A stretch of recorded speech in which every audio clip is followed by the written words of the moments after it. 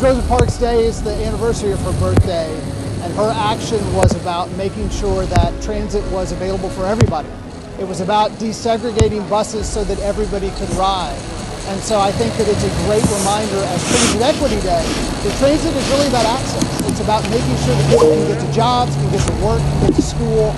And so her legacy is one that's not only about desegregation, but it's also about economic access. There's this incredible 1950s bus behind me, similar to the one that Rosa Parks sat down and wouldn't move on. She was an inspiration that individual people can make a difference, that individual people as part of a whole can really change America. Public transit is really the backbone of making sure that our economy can grow.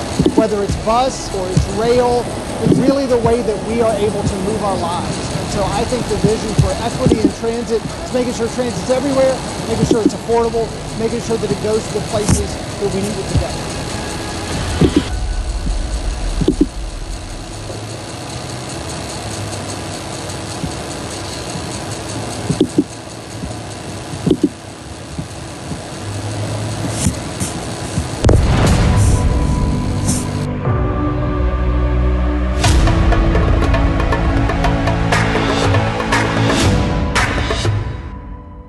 The Peyton Road Affair, Atlanta's Berlin Wall. Both titles were used to describe an event that occurred 60 years ago near this area in southwest Atlanta. In December of 1962, World War II veteran, civil rights activist, Morehouse man, and surgeon Dr. Clinton Warner bought a home on 20 acres in Peyton Forest in Cascade Heights, an upscale white neighborhood.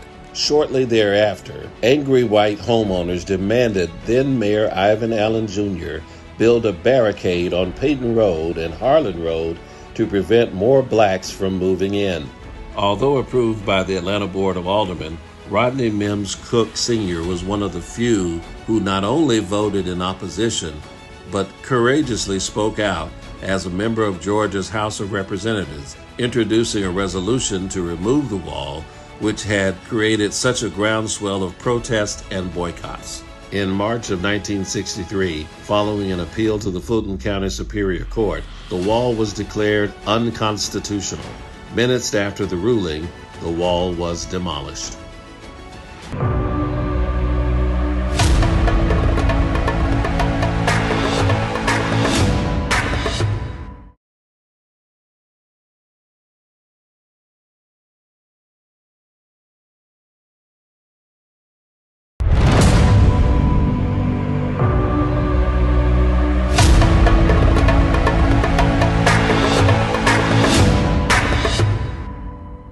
Benjamin E. Mays High School was established in 1981, replacing Southwest High School. It is the first Atlanta public school named for a living African-American man. Dr. Benjamin Elijah Mays was a renowned minister, educator, and civil rights activist. Considered the spiritual mentor to civil rights giant Dr. Martin Luther King Jr., Dr. Mays served as president of Morehouse College from 1940 to 1967. Known as an Academy of Math and Science, Benjamin Elijah Mays High School Educational would be recognized as a National School of Excellence in 1987, just 6 years after opening its doors. I'm a proud graduate of Benjamin Elijah Mays High School. As for other famed alumni, former Atlanta City Council member Caesar Mitchell, renowned artist Radcliffe Bailey, Grammy Award-winning rapper, singer, and producer CeeLo Green, and none other than Andre Dickens, the 61st mayor of the city of Atlanta.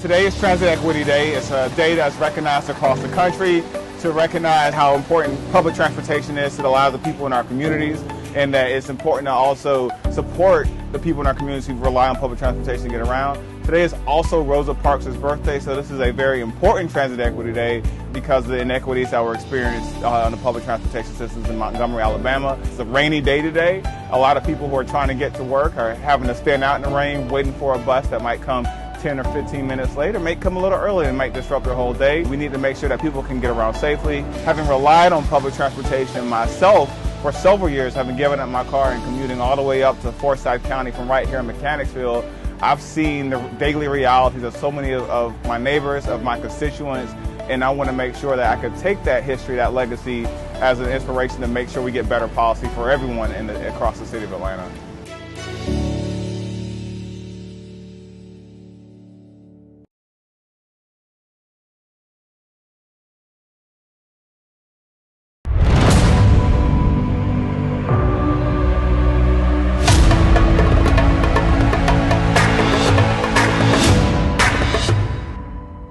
The Peyton Road Affair, Atlanta's Berlin Wall. Both titles were used to describe an event that occurred 60 years ago near this area in southwest Atlanta. In December of 1962, World War II veteran, civil rights activist, Morehouse man, and surgeon Dr. Clinton Warner bought a home on 20 acres in Peyton Forest in Cascade Heights, an upscale white neighborhood. Shortly thereafter, angry white homeowners demanded then Mayor Ivan Allen Jr. build a barricade on Peyton Road and Harlan Road to prevent more blacks from moving in. Although approved by the Atlanta Board of Aldermen, Rodney Mims Cook Sr. was one of the few who not only voted in opposition, but courageously spoke out as a member of Georgia's House of Representatives, introducing a resolution to remove the wall, which had created such a groundswell of protest and boycotts. In March of 1963, following an appeal to the Fulton County Superior Court, the wall was declared unconstitutional. Minutes after the ruling, the wall was demolished.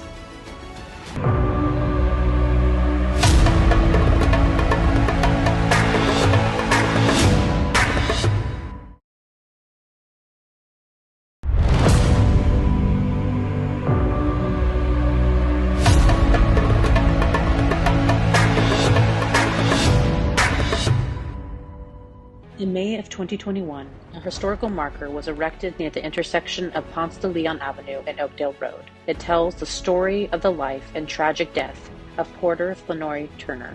He was a husband and father of 2 sons. A diligent provider, Turner worked 60 hours a week as a mechanic and porter at a car dealership and garage. He made extra money by driving a cab at night. On the evening of August 20th, 1945, 50-year-old Turner was stabbed on the lawn of a home on Springdale Road.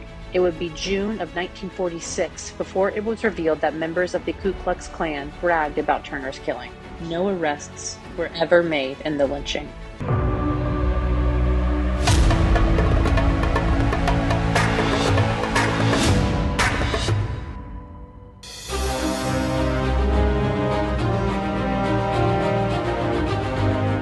This stretch of land along the Chattahoochee River is the former site of the Chattahoochee Brick Company.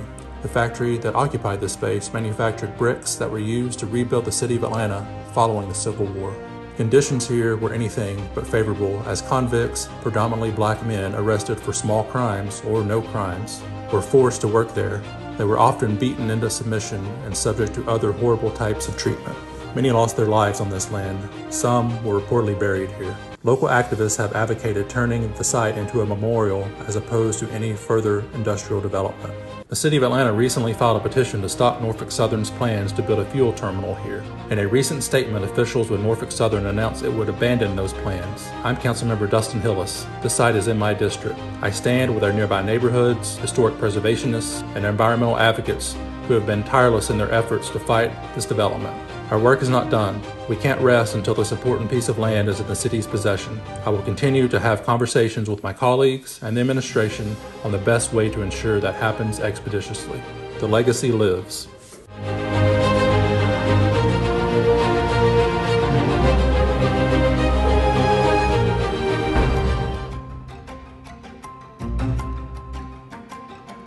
I am very much looking forward to working with the experienced members on council.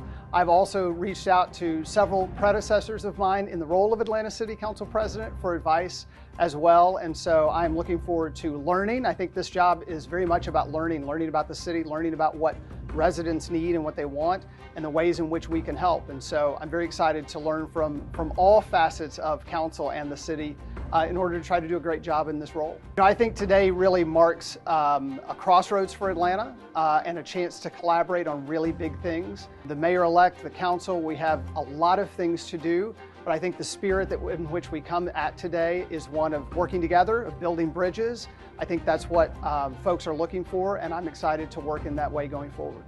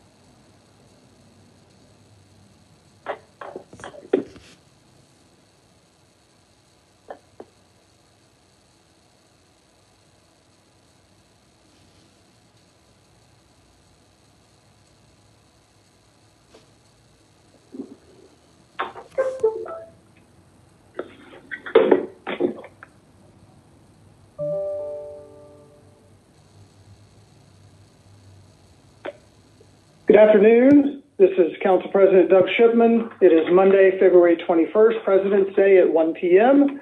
And it is time for the regularly scheduled Atlanta City Council meeting. We are in a virtual format. Mr. Clerk, I would ask that you would call the roll. President Doug Shipman. Present. Council members, Post 1 at large, Michael Julian Bond. Aye. Post 2 at large, Matt Westmoreland. Here. Post 3 at large, Keisha Sean Waite. Present. Council District 1, Jason H. Winston. Present. Council District 2, Amir Faroki. Here. Council District 3, Byron D. Amos. Here. Council District 4, Jason Dozier. Present. Council District 5, Liliana Bakhtiari. Council District 6, Alex Wan. Present. Council District 7, Howard Shook. Council District 8, Mary Norwood. Here. Council District 9, Dustin Hillis.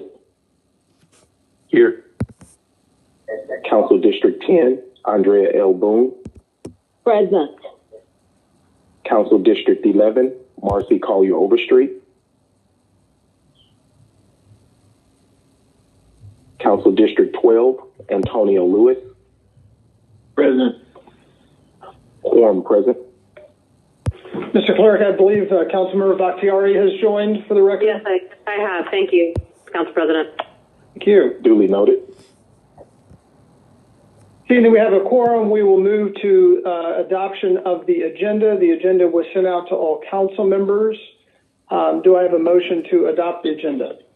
Antonio moved. Councilmember Lewis moved. Who seconded? Bakhtiari. Back. Councilmember Bakhtiari has seconded. It's been moved and seconded. Mr. Clerk, please call the vote.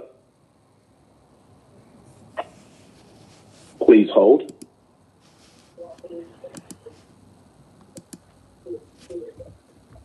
The vote is now open.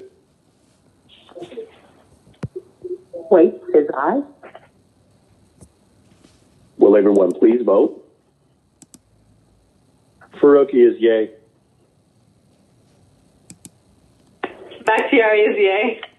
Reflecting votes. Please hold, council members. Reflecting votes.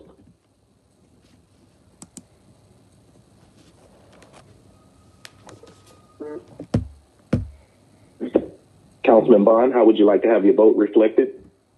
Aye. Councilman Shook, how would you like to have your vote reflected?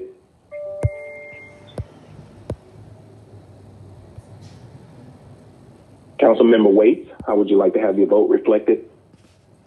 Aye. Councilmember Bakhtiari, how would you like to have your vote reflected? Aye. Populating votes. Shook, affirmative.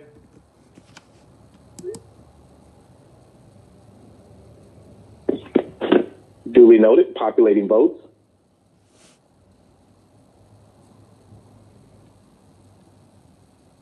Yeas, 0 nays.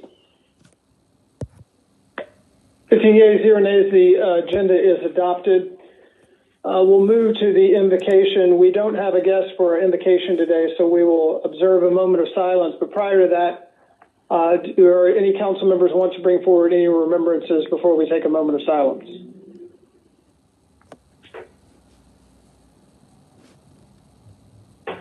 Hearing none, we'll take a brief moment of silence to begin the meeting.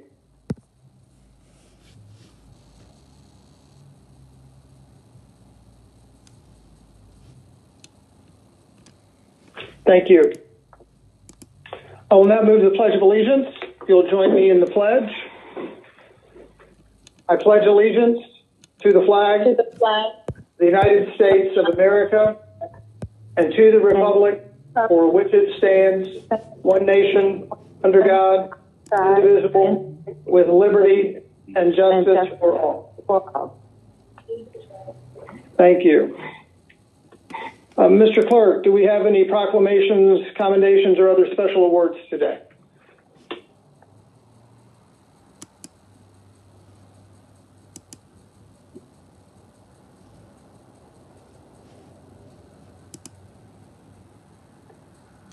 Mr. President. Mr. Bond, you're recognized. Thank you. I have not a proclamation, but I do have a pronouncement. I would like to wish our esteemed colleague, the Honorable Marcy Overstreet, the distinguished councilwoman from District 11, a very happy birthday today. I understand that she is 16 years old. Is that correct? Thank you, Councilmember Bond. Yes, 16 plus 40. So thank you. Happy birthday. Thank you. Thank you, Mr. Bond. Mr. Clerk, do we have anything else or members? The clerk may not have second. I see. Mr. Clerk, do you have sound? Oh, the clerk has a technical difficulty. Let's hold one moment here.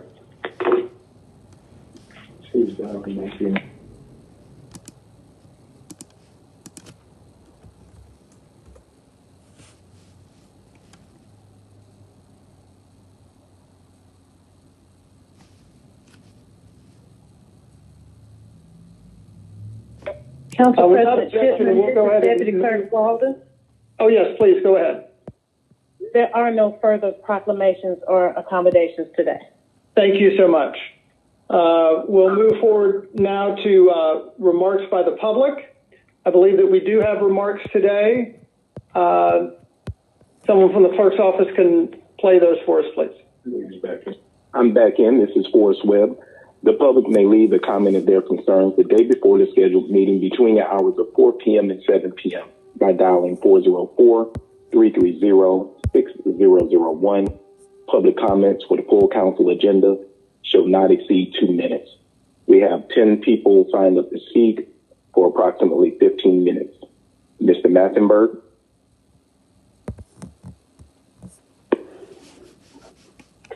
I'm calling for Anthony Muhammad. I am disappointed with the right that we were given under the Constitution of the First Amendment. on Thursday when I listened to the Community Development and Human Resource Committee, Miss Kareem Lindu cut me off. Why? I was speaking about the scandal of Miss Shirley Franklin on the Atlanta workforce. $300,000 was said to be not used. We also had a scandal with Mr. Mal Reed. He said he had 400 jobs that was successful with the Atlanta workforce, but his director, Michael Sterling, said it was only 9.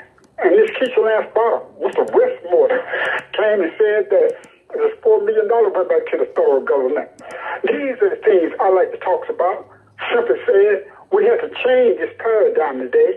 Our people, the American descendants, ex-slaves, need to be given opportunities. This diversity we have is causing the support for these people that have suffered and continue to suffer in America and in the leadership of Atlanta harshly.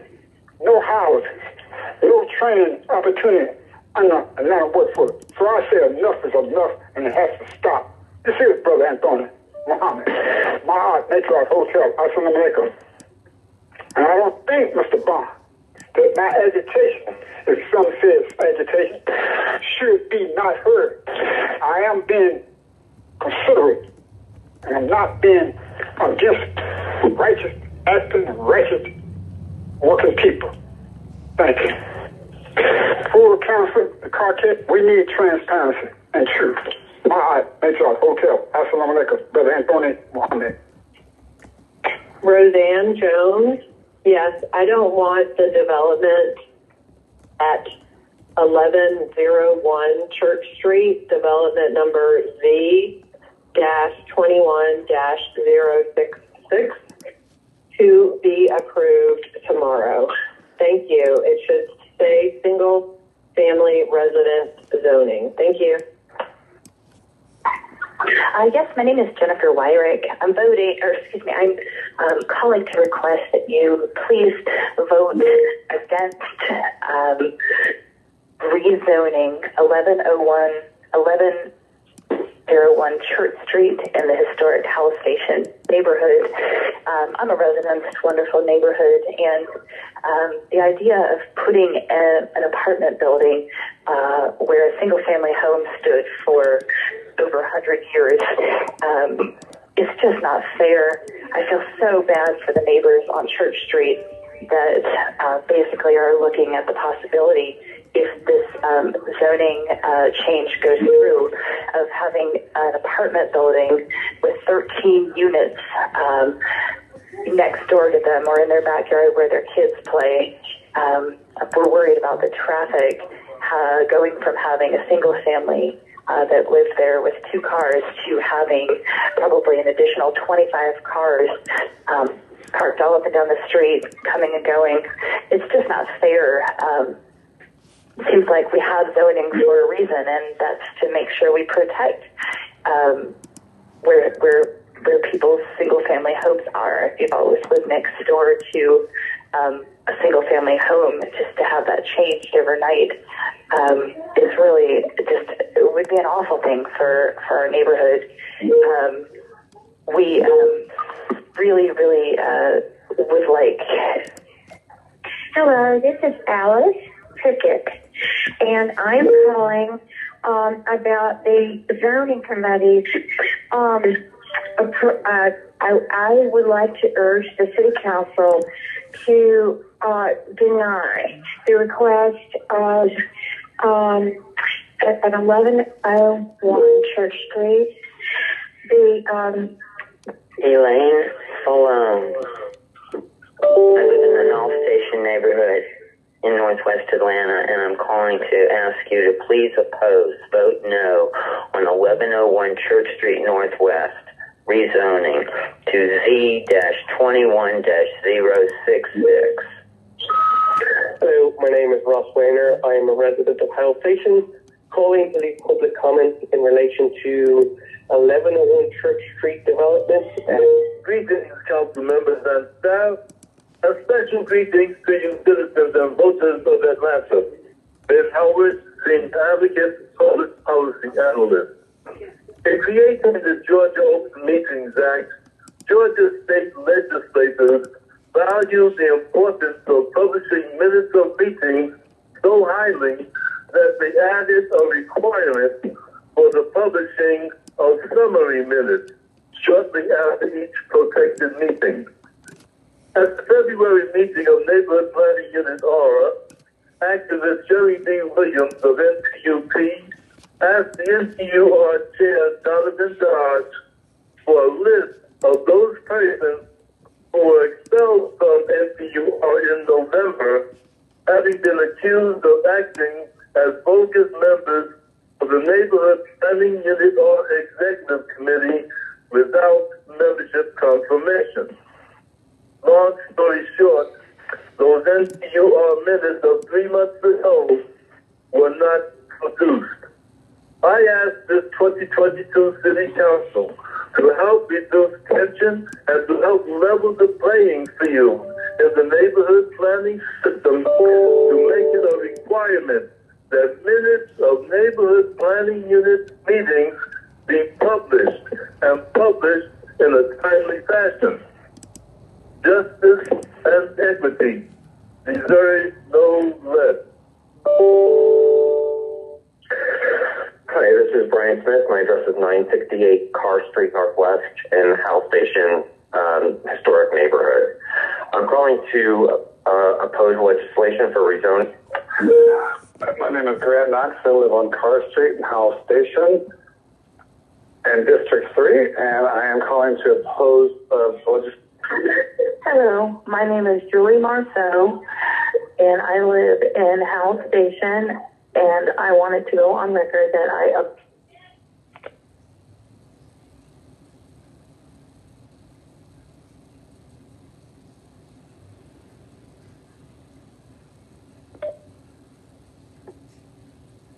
understand that's the conclusion of the public comment. Is that correct, Mr. Clerk? Yes, Mr. President. Thank you. And just for the public, zoning comments at council are skipped. Those are appropriate in other venues. So let's move on to the report of the journal. Mr. Clerk. I, Forrest Webb III, Municipal Clerk, do certify that the action minutes of the February 7th, 2022 council meeting are true and correct.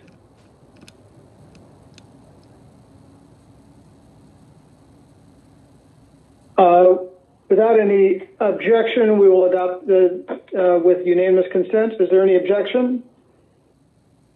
Hearing none, it's adopted with unanimous consent. Mr. Clerk, please read the count. Unanimous consent of members present is 15 yeas, 0 nays. Thank you. Please proceed to communications. 22-C-5024, a communications from Tiny Greer, County Clerk to the Fulton County Board of Commissioners, submitting the appointment of Ms. Natalie Horn to serve the Atlanta Beltline Tax Allocation District Advisory Committee. This appointment is for a term of 2 years. Staff recommendation to refer to Community Development and Human Services Committee and Committee on Council. Let it follow that course. Mr. Clerk, please proceed. 22-C-5025, a communication from Council members Amir R. Faroki, District 2, appointing Ms. Scott Thorpe to serve as a member of the Atlanta Commission on Fatherhood, Men, and Boys. This appointment is for a term of 2 years.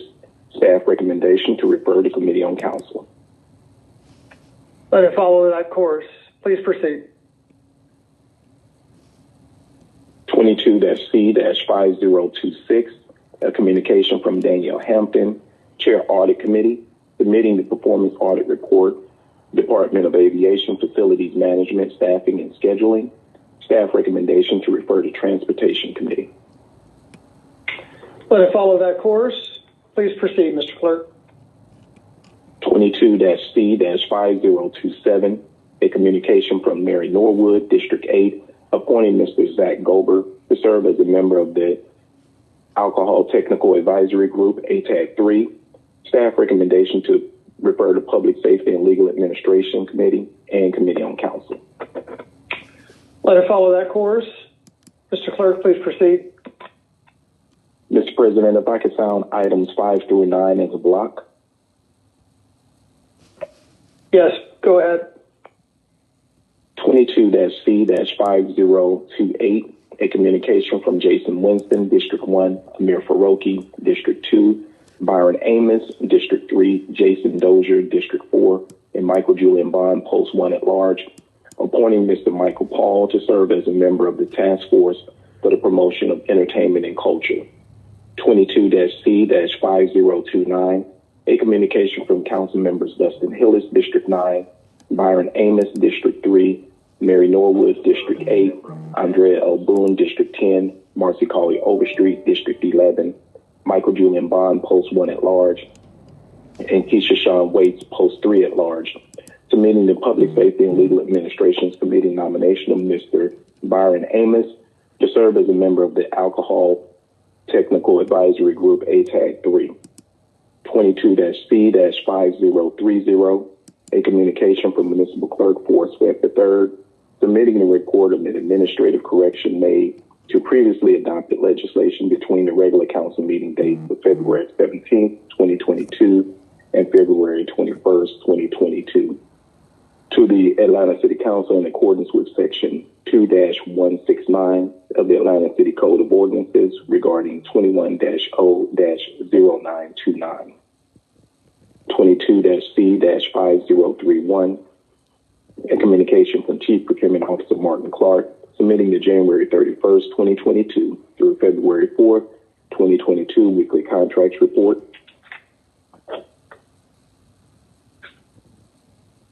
22-C-5032, a communication from Chief Procurement Officer Martin Clark, submitting the February 7th, 2022 through February 11th, 2022 weekly contracts report to the Atlanta City Council and Clerk of Council pursuant to Code Section 2-1142 of the Atlanta City Code of Ordinances. Staff recommendation to accept the 5 and file all 5. Let all 5 follow that course. Anything else, Mr. Clerk? That concludes my report. Thank you. We'll now move to consideration of vetoed legislation. Do we have any vetoed legislation to consider, Mr. Clerk? No, Mr. President. Thank you.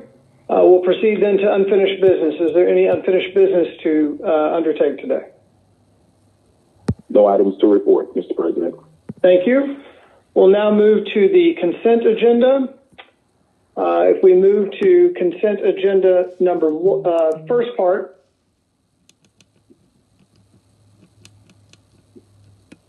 sorry, let me just get there on my paper.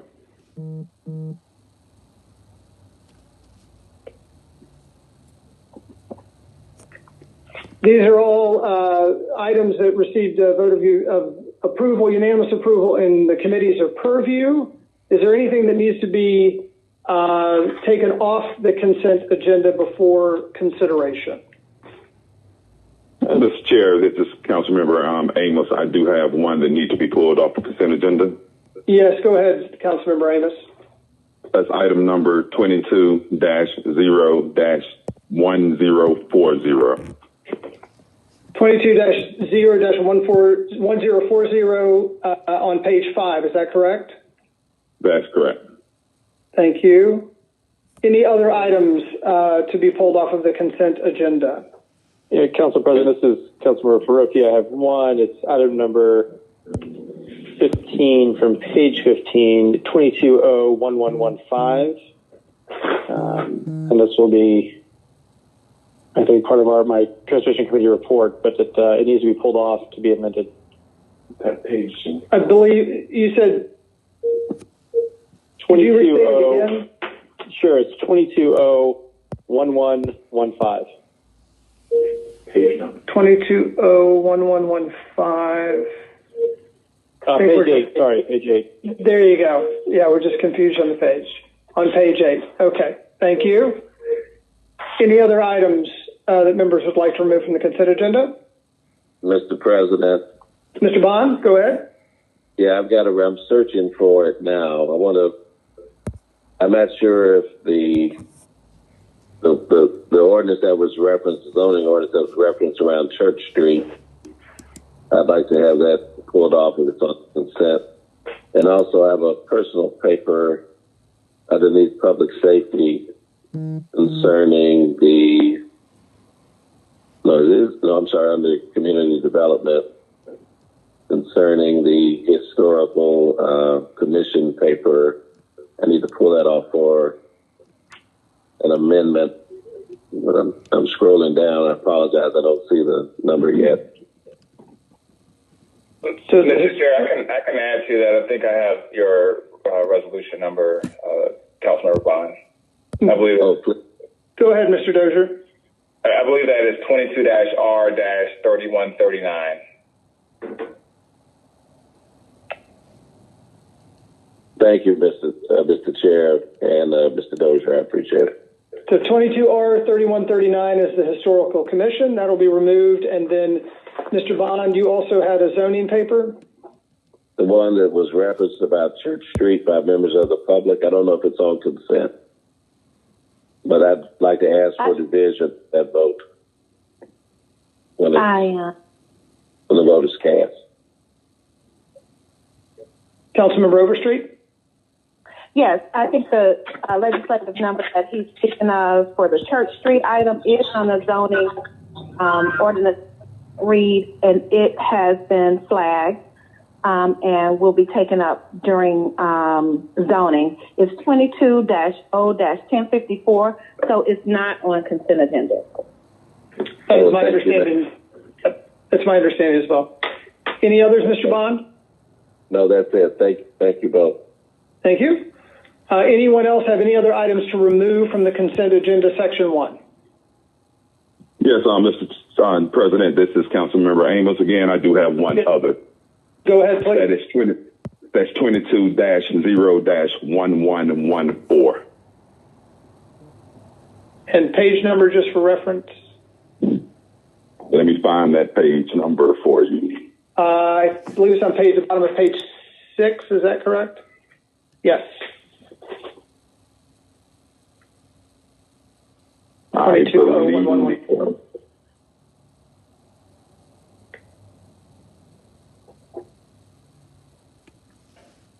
Is that correct, Mr. Amos? 22-0-1114 at the bottom of page 6. Yes, you're correct. Page 6. Yes. Great. Thank you. Any others, Mr. Amos? No, that's it. Okay. Any other members have any other items to be removed from the consent agenda?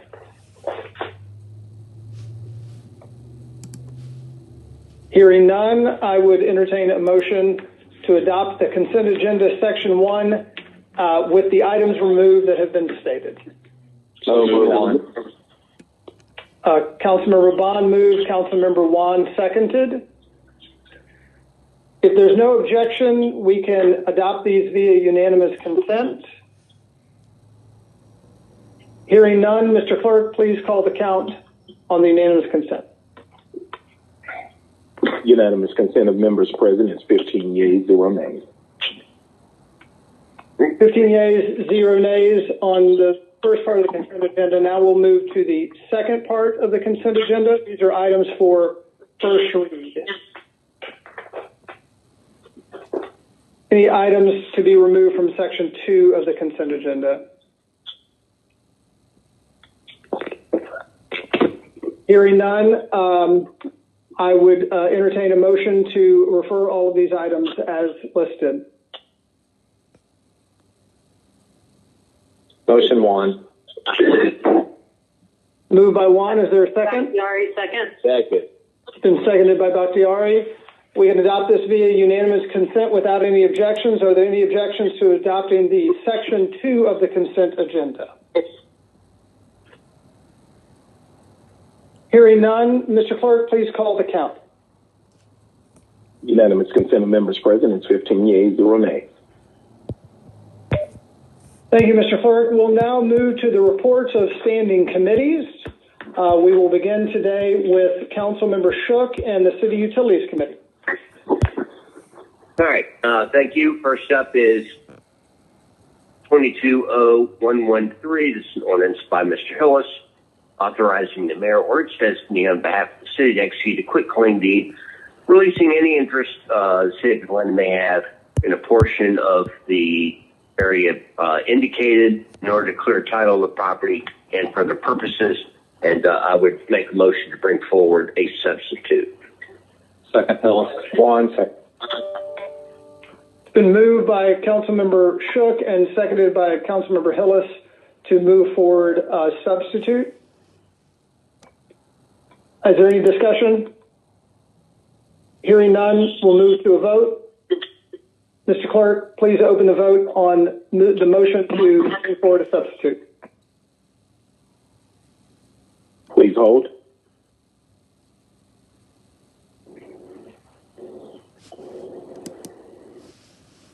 Please continue to hold. The vote is now open. Will everyone please vote?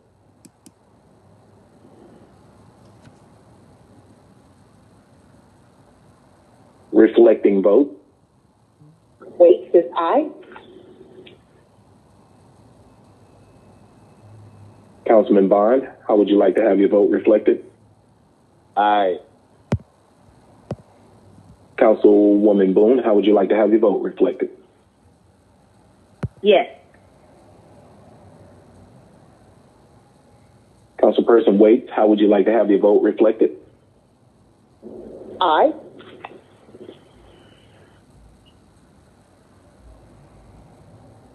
Populating votes, 15 yeas, 0 nays. 15 yeas, 0 nays on the motion to bring forward a substitute. Mr. Shook, please proceed. Yeah, thank you. The substitute, fills in some blanks. I'd like to thank Mr. Hillis, and I'd like to thank the law department for getting this to the harbor timely, and I will move approval on substitute. Second, Hillis. Motion by Mr. Shook and a second by Mr. Hillis to approve the substituted ordinance. Is there any discussion? Hearing none, we'll move to a vote. Mr. Clerk, please open the vote. The vote is now open.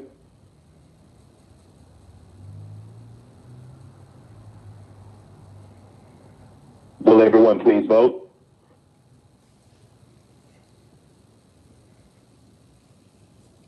Reflecting vote.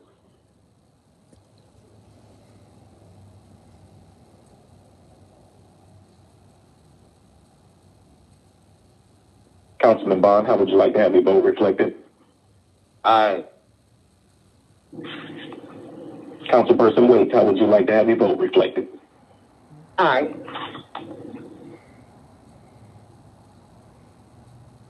Populating vote.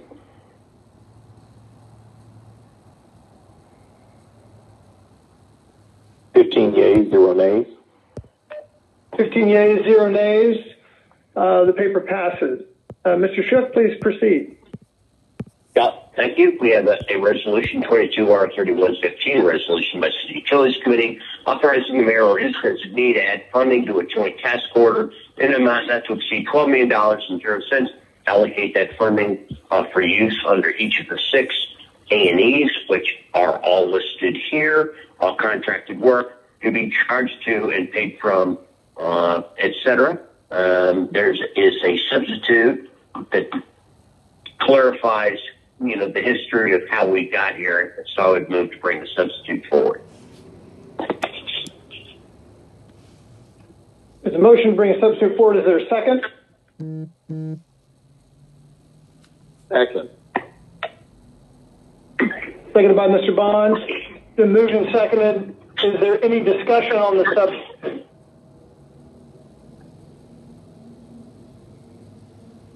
Hearing none, Mr. Clerk, let's move to the vote. The vote is now open. Will everyone please vote?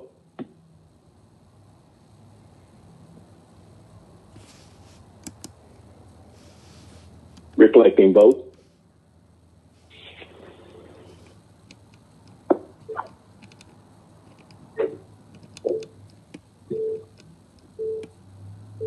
Reflecting votes.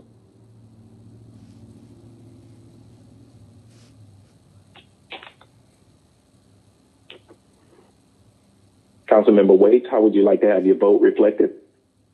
Aye. Populating votes. 15 yeas, 0 nays. 15 yeas, 0 nays. The motion to adopt the substitute passes. Mr. Shook? Yeah, also, along with that, you should have received a copy of the memo outlining the answers to one of the committee questions, which was how were the $5 million apiece to each of the A&Es distributed, and you should have received a spreadsheet showing who got what and for what project and how much they earned. And so I will move approval on substitute. Is there a second? Second, Norwood. It's been moved by Mr. Shook and seconded by Ms. Norwood. The resolution as substituted. Is there any discussion on the resolution?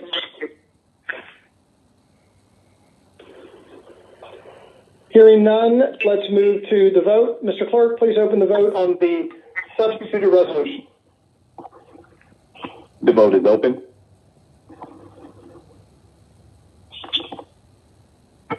Will everyone please vote?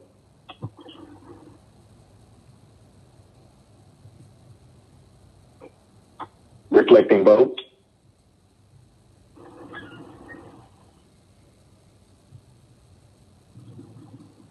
Councilman Bond, how would you like to have your vote reflected? Aye. Councilperson Waits, how would you like to have your vote reflected? Aye. Populating vote. 15 yeas, 0 nays. 15 yeas, 0 nays. The resolution as substituted is adopted. Chairman Shook, anything else? Thank you, Mr. President. That is all. Thank you. We'll now move to the Community Development Human Services Committee, Chair Dozier, for your report. Thank you, Mr. President. A few items here. We had 2 items that were removed off the consent agenda, and I will go ahead and read the first item, and then I'll defer to the respective council members to make the necessary motions. The first item that I have here is Ordinance 22-0-1040, which is an ordinance by Community Development Human Services Committee to amend the land use element of the 2021 Atlanta Comprehensive Development Plan so as to redesignate property located at 1101 Church Street Northwest from the single-family residential land use designation to the low-density residential land use designation and for other purposes. It's an NPUK Council District 3. Council Member Amos, would you like to make a motion with relation to this particular ordinance? Yes, sir. Thank you, Chairman Dozier. I would like to make a motion to file this particular item. There's been a motion made to file 22-0-1040. Is there a second? Second, Norwood. Been moved and seconded by Norwood. Is there any discussion on the motion to file?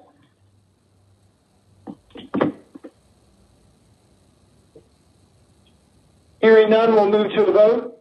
Mr. Clerk, please open the vote on the motion to file. The vote is now open.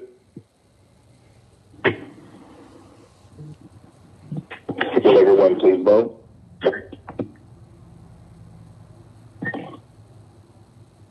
Reflecting votes.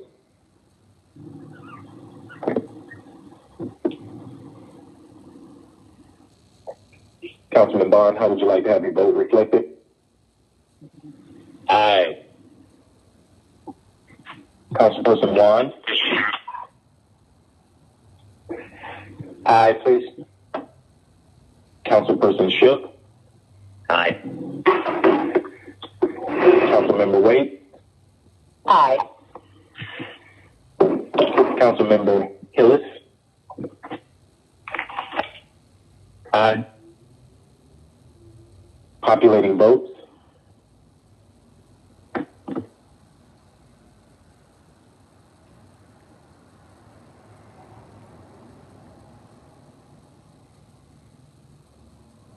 Populating votes.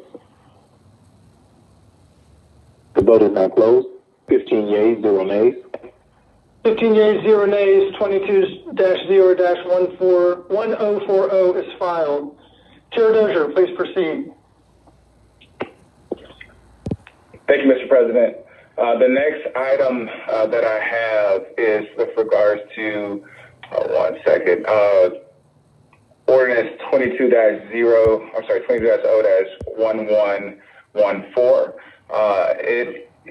One second. All right, perfect. Thank you so much. It's an ordinance by council members Michael Bond, Mary Norwood, Andrea L. Boone, and Antonio Lewis, as amended by Community Development and Human Services Committee, to revise the purpose and functions of the Rodney Cook Senior Park Historic Oversight Committee, established pursuant to 20-0-1334, in order to ensure that the committee shall be authorized to engage the community and provide recommendations on implementing policies and procedures for the future maintenance and improvement of the park, to repeal 20-R-4009, which established the Rodney Cook Senior Park Advisory Council to reduce confusion and eliminate unnecessary duplication of efforts, to recognize Rodney Cook Senior Park Conservancy Incorporated as a 501c3 nonprofit corporation dedicated to the preservation and restoration of Rodney Cook Senior Park, and for other purposes. Once again, Mr. Amos, did you want to make a motion with regards to this, if you had a pull from the consent agenda? Yes, thank you again, Mr. Chair. In regards to this item, I would like to make a motion to refer it back to the committee. There's been a motion by Mr. Amos to refer 22-0-1114 back to committee. Is there a second? Antonio Lewis, second. It's been seconded by Mr. Lewis. Is there any discussion about the motion to refer back to committee? Mr. President. Mr. Bond, you recognized? Thank you, Mr. President. Well, I'm just kind of surprised. I've just spoken with Councilmember Amos, and we had a discussion about the legislation, and he agreed that the paper would go forward. I'd like to know why he would make a motion to refer back after that conversation we just had literally moments ago. Mr. Amos? Yes, thank you for being recognized. Yes, we did, Councilmember Bond. But as I spoke to you then, I had a lot of unreadiness, and as the district rep, I just think we need more time to speak to the community to make it a stronger paper. Well, I guess my next question would be, what changes would you like to see made? Perhaps we can amend the paper now. This paper was heard in committee. It was advertised in the community, and I spoke to members of the community about it. What would you have changed about it?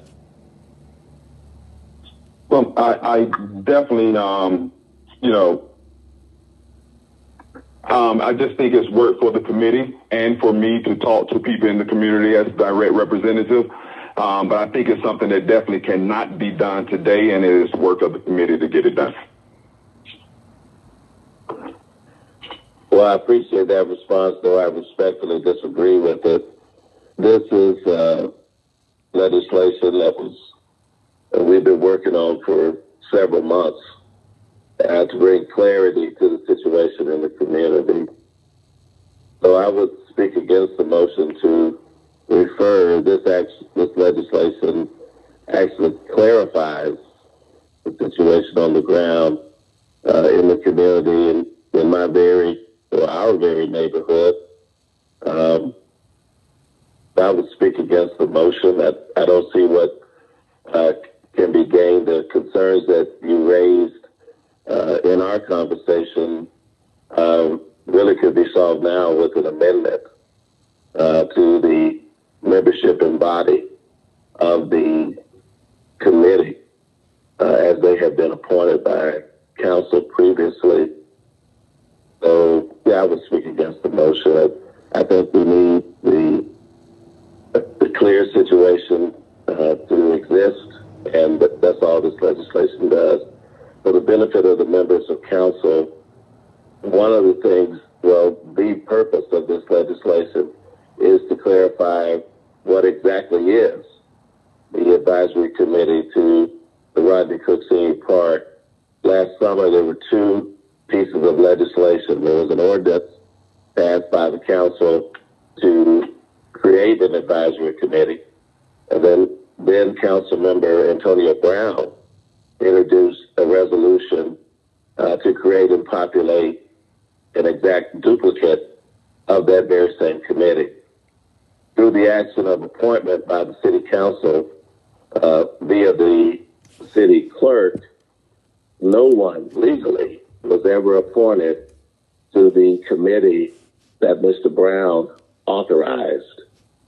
The committee was appointed to the committee that was authorized by the ordinance that I created. There was a great misunderstanding of that, so the committee that was appointed to the ordinance operated underneath the directions of the resolution. That committee, in their January meeting, voted themselves out of existence. And I attended that meeting as I was a member, as I was also under the confusion that I was on that committee underneath the resolution, and they voted themselves out of existence. So after conversations with the law department, I was advised of the situation with the appointments, that no one had ever been appointed legally to the committee that was recommended via resolution. And so it was suggested to me by the law department that we clarify the situation, and that is what all this legislation does. Now, if there are members that no longer wish to serve, or if there are people that need to be added, we can simply do an amendment and move forward. But that's all this legislation does is clarify that point. So I don't see the need for it to go back to committee. So I would speak against that motion. Thank you, Mr. Bond. Is there any other discussion on the motion to refer to committee?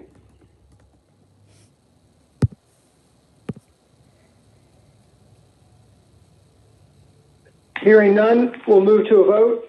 Mr. Clerk, please open the vote on the motion to refer this back to committee. The vote is open.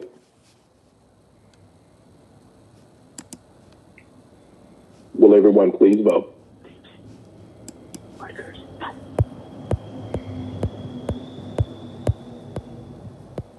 Reflecting votes.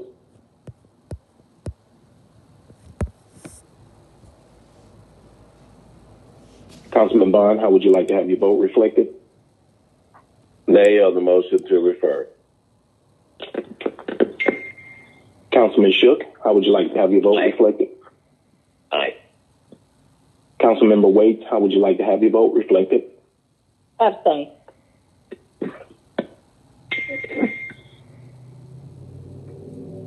I don't believe that an abstention is in order, Councilmember Waits. Unless there's a conflict. Unless there's a conflict of interest on the matter. Okay, I don't wish to vote on the matter. But you have to. I believe that per the rules of council and the city code, you must vote on the matter if there's no conflict of interest. Okay, the vote right now currently is to send it back to committee? Correct. The motion is to refer back to committee.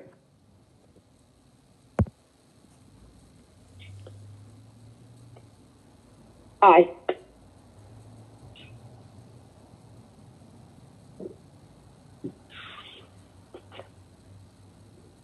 Councilmember Waits, is that an affirmative vote? That is an aye, sir. Thank you. Populating votes.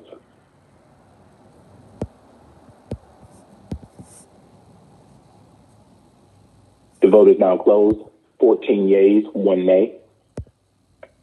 14 yeas, 1 nay. The motion to refer back to committee is approved. Chair Dozier, please proceed. Thank you so much, Mr. President.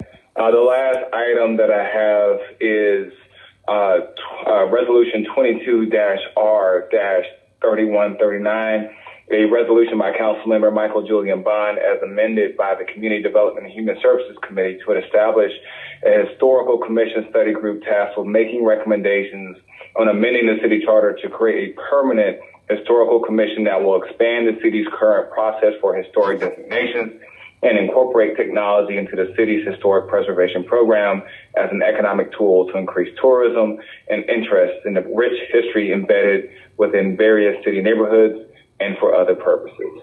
Councilmember Bond, since you pulled this from the consent agenda, would you like to make a motion with regards to this resolution? Thank you, Mr. Chair. Thank you, Mr. President, for acknowledging me. I do have a amendment, and the amendment reads as follows for Resolution 22-R-3139. The legislation is amended to add to the membership of the Historical Commission Study Group the following appointees: one appointee from the Association of the Study of African American Life and History, ASLA, and second, David Y. Mitchell, Executive Director of Preservation Center. Now move that amendment. Mr. Bond has moved the amendment as read. It was also distributed earlier to amend Resolution 22-R-3139. Is there a second? I'll go with a second. It's Councilmember Dozier. Seconded by Councilmember Dozier. Is there any discussion on the amendment? Hearing none, we'll move to a vote. Mr. Clerk, please open the vote on the amendment. Please hold. The vote is now open.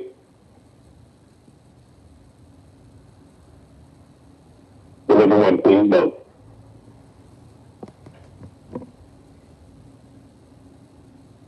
Reflecting votes.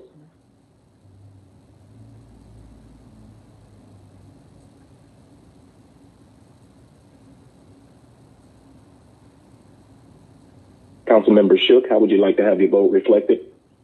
Aye. Councilmember Waits, how would you like to have your vote reflected? Aye. Populating votes. Vote is now closed. 15 yeas, 0 nays. 15 yeas, 0 nays. The amendment is adopted. Chair Dozier, please proceed. Mr. President, that concludes my report for Community Development Officer. The Chair Dozier, would you like to consider 22-R-3139 as amended?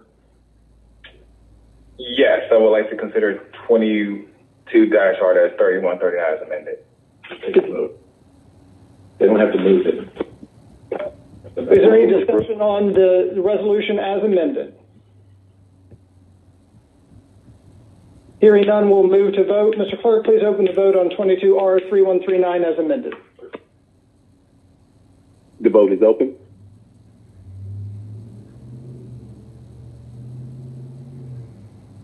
Will everyone please vote?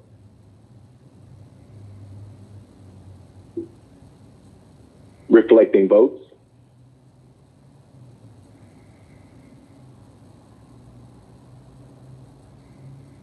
Councilman Bond, how would you like to have your vote reflected? Aye. Councilmember Shook? Aye. Councilmember Waite? Aye. Mr. President. Councilmember Norwood? I think this is a Scribner's error, but on the amendment, it says one appointee who is a commercial realtor and one appointee who is a regular realtor. I think that's a Scribner error that it should be residential realtor. Double check with the person who brought in the amendment.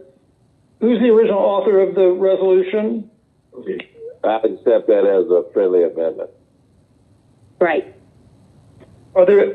We can move that without any objections? Hearing no objections. Those changes will be included. Thank you, Mr. Norwood. Mr. Clerk, can you please read the vote? The vote is now closed. 15 yeas, 0 nays. And Mr. President, for the purpose of record keeping, could the Scrivener's error be noted again for the record? Yes, Councilmember Norwood, could you please note the Scrivener's error? Yes. Resolution 22R-3139, the study group whose members shall be appointed as follows. Number 8 should read, one appointee who is a residential realtor. Mr. Clerk, that has been adopted via unanimous consent. Would you please call the count on the unanimous consent for adopting the Scrivener's error correction? Duly noted. 15 yeas, 0 nays. 15 yeas, 0 nays. The resolution with the correction is adopted. Chair Dozier, any other items? Mr. President, that concludes my report. Thank you so much. We'll move to the Transportation Committee. Chair Faroki. Thank you, President Shipman. We have 3 items today. The first is 22-01115, which we pulled from the consent agenda earlier today, and we need to amend it to add Leona Street Northwest and Holmes Street Northwest into the caption in sections 1 and 2. The ordinance, and I'll read the caption really quickly. Ordinance by Councilmember Dustin Hillis is amended by the by the Atlanta City Council, authorizing the mayor or his designee to make intersections of Leona Street Northwest and Holmes Street Northwest, Holmes Street Northwest and Antone Street Northwest, Antone Street Northwest and Bowen Place Northwest, and Berkeley Avenue Northwest and Bowen Place Northwest in the Berkeley Park neighborhood, always stop controlled intersections, to authorize the Atlanta Department of Transportation to install stop signs at the intersections and for other purposes. I will move to amend it as has been articulated. There's a motion to amend 22-0-1115. Is there a second? I would second, and I have a question. Seconded by Councilmember Hillis. We'll move to discussion. Councilmember Hillis, go ahead. I heard Councilmember Faroki noted the changes in Section 1 and Section 2, but the additional intersection should also be reflected in the beginning of the resolution that you just read. Is it in there as well? If not, yeah, it's in the caption. I'm sorry, Mr. Hope. Yeah, in the caption. Yeah, Leona Street and Holmes Street Northwest were both included in the caption as I read it. Yes. Okay. Sorry, I missed that. Thank you. Thank you. Is there any other discussion on the amendment?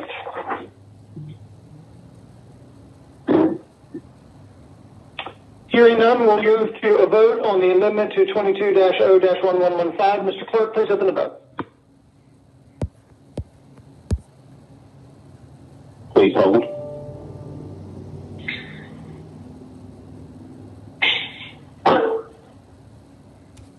Please continue to hold.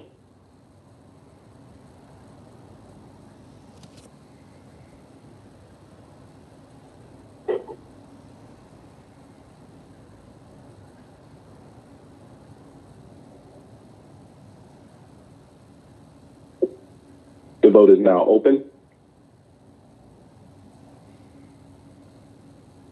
Will everyone please vote?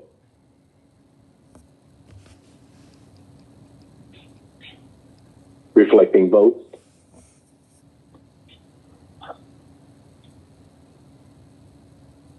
Councilmember Bond, how would you like to have the vote reflected?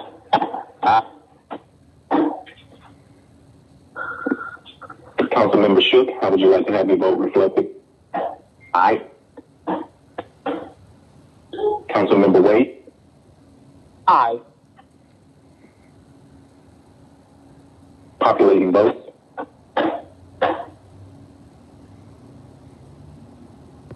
The vote is now closed. 15 yeas, 0 nays.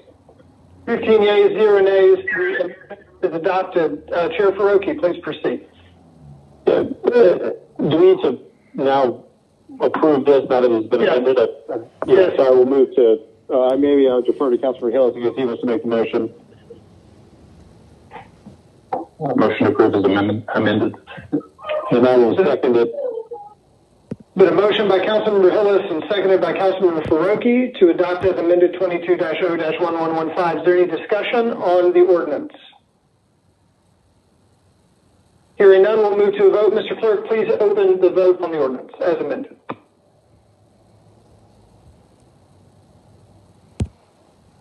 The vote is now open.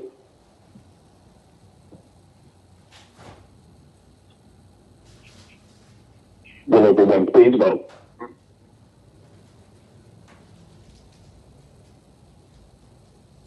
Reflecting votes.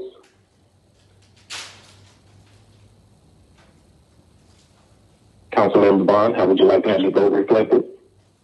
Aye. Councilmember Shook? Aye. Councilmember Wade? Aye. Populating vote.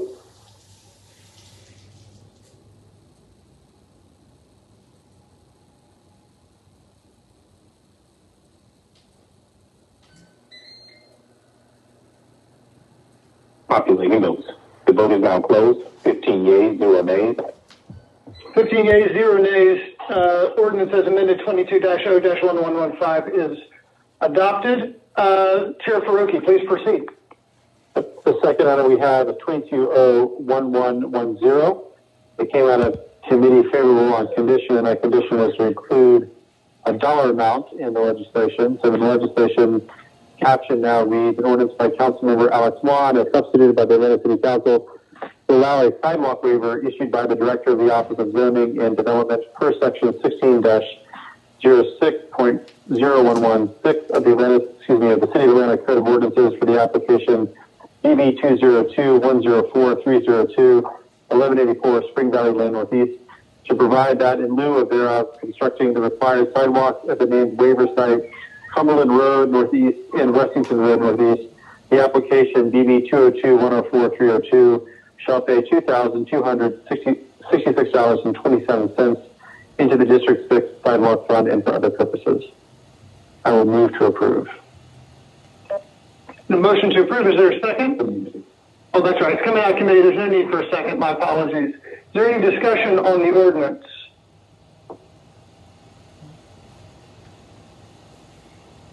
Hearing none, Mr. Clerk, move to a vote on adopting 22-0-1110. The vote is open.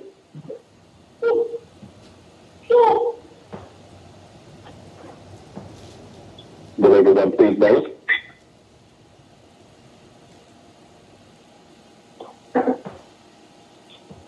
Reflecting vote.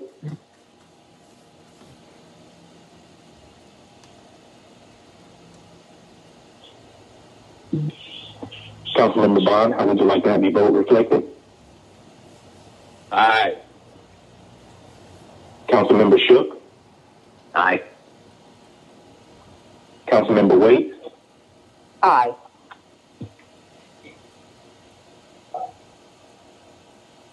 Councilmember Lewis? Aye. Populating votes. The vote is now closed. 15 yeas, 0 nays. 15 yeas, 0 nays. The ordinance is adopted. Chair Faruqi, please proceed.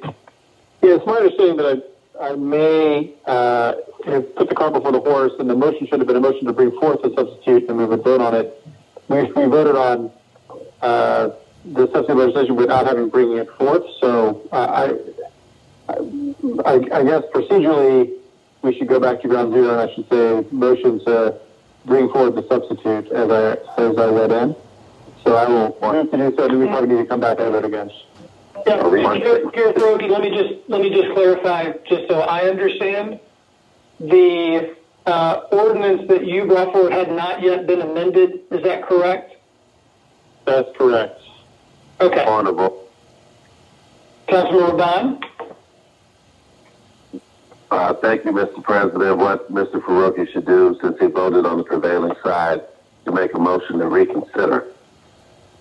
And then that will bring the paper back before us and free up the opportunity for an amendment. Yes, I would concur with Councilmember Bond's perspective. It's an appropriate motion. It would be a motion to reconsider by anyone who voted for it. Sure, I will concur with Councilmember Bond. It can be a perilous task without the law department, but I will motion to reconsider. Warren, second. Been a motion to reconsider by Mr. Faruqi and seconded by Mr. Wan. Is there any discussion?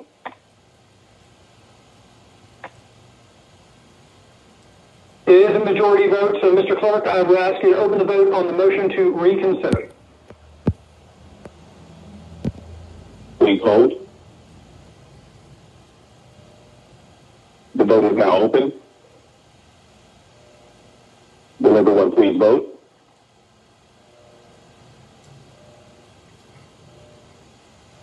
Reflecting votes.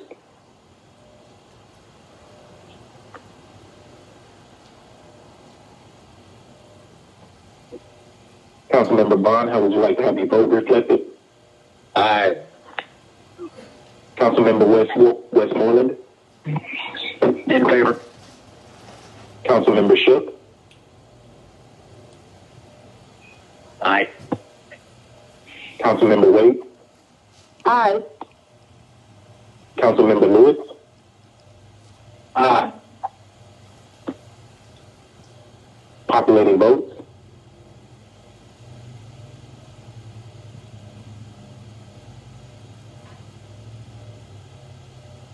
The vote is now closed. 15 yeas, 0 nays.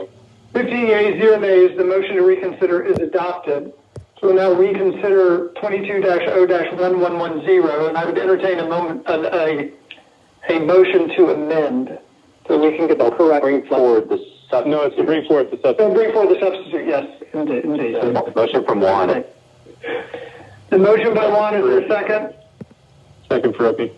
Second by Faruqi. Is there any discussion on bringing forward the substitute? Hearing none, Mr. Clerk, please open the vote on bringing forward the substitute on 22-0-1110. The vote is open. Will everyone please vote?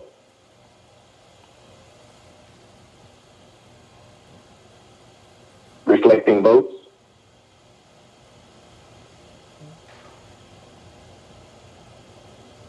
Councilmember Bond, how would you like to have your vote reflected?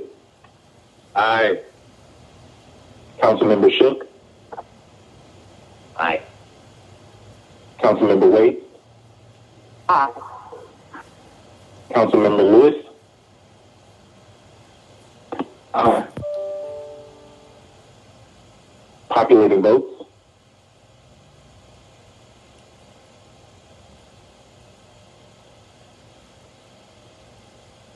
The vote is now closed.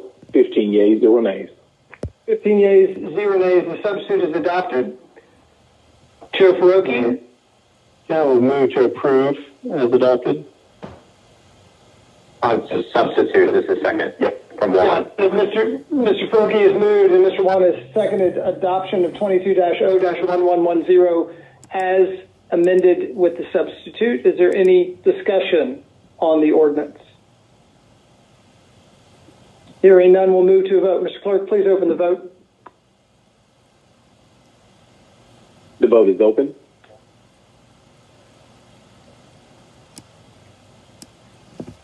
Will everyone please vote?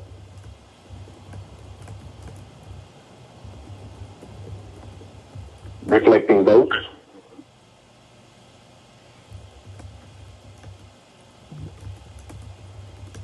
Councilmember Bond, how would you like to have your vote reflected? Aye. Councilmember Shook? Aye. Councilmember Wade? Aye. Councilmember Lewis? Aye. Populating votes.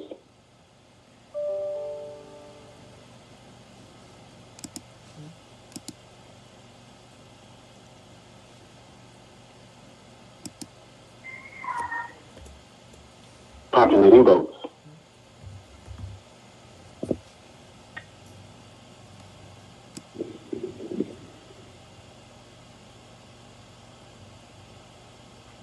Councilman Lewis, could you restate what your vote would be? Aye.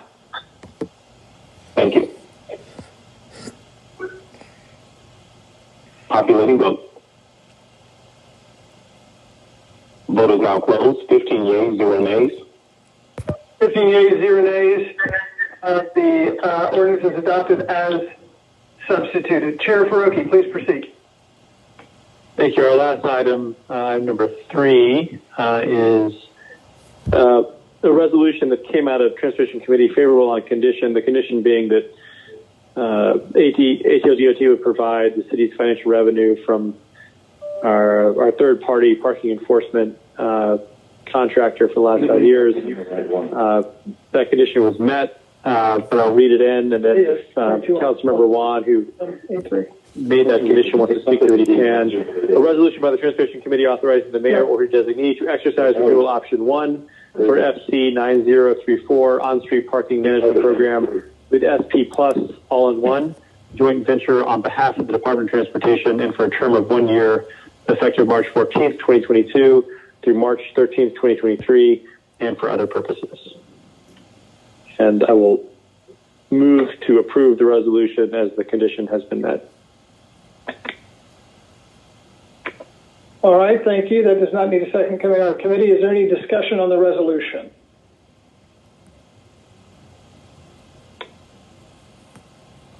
Hearing no discussion, Mr. Clerk, please open the vote on adopting 22R-3183.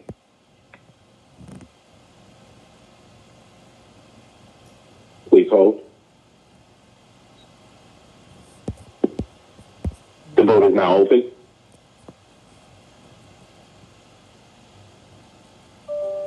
Will everyone please vote?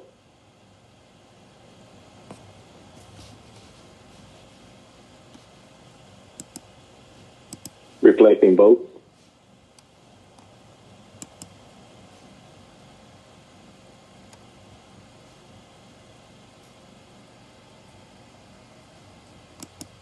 Councilmember Bond, how would you like to have your vote reflected? Aye. Councilmember Shook? Aye. Councilmember Wade? Aye. Councilmember Lewis? Aye. Populating votes.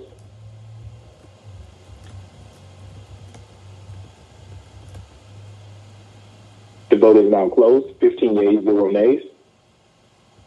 15 yeas, 0 nays. The resolution is adopted. Chair Faroki, any other items? No, that concludes the Transportation Committee's report today. Thank you so much. We'll move to Finance Exec Committee. Chair Juan. Thank you, Mr. President. Colleagues, if you'll turn to page 32 on your agenda, we have 3 papers before us today to dispense with. First item is 22-01033, amended ordinance by Finance Executive Committee to correct the contract term and ratify services rendered by and payments made to Kronos Incorporated on behalf of the Department of Atlanta Information Management in connection with cooperative purchasing agreement number listed, Kronos Workforce Management Systems, in an amount not to exceed $428,936.80 in accordance with section 2-1163, subsection C of Article 10, Procurement and Real Estate Code of the City of Atlanta Code of Ordinances, to add funds to the agreement in an amount not to exceed $366,053.54 and for other purposes. Motion from the committee is to adopt as amended. A motion to adopt out of committee 22-0-1033. Is there any discussion on the ordinance? Shook with a comment. Yes, Councilmember Shook, go ahead. Yeah, I'm the reason that Mr. Warren gets some extra face time here on this. I've had a long relationship with Kronos, not all of it great, and so I just want to say how much I appreciate the administration, appropriate people reaching out to me to discuss this and putting me enough at ease to vote for this moving forward. So thank you. Thank you, Councilmember Shook. Any other discussion?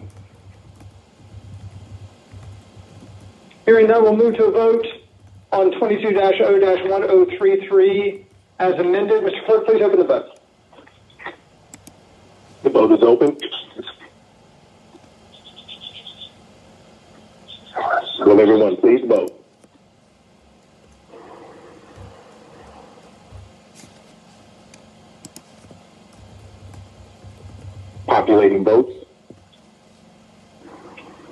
Reflecting votes.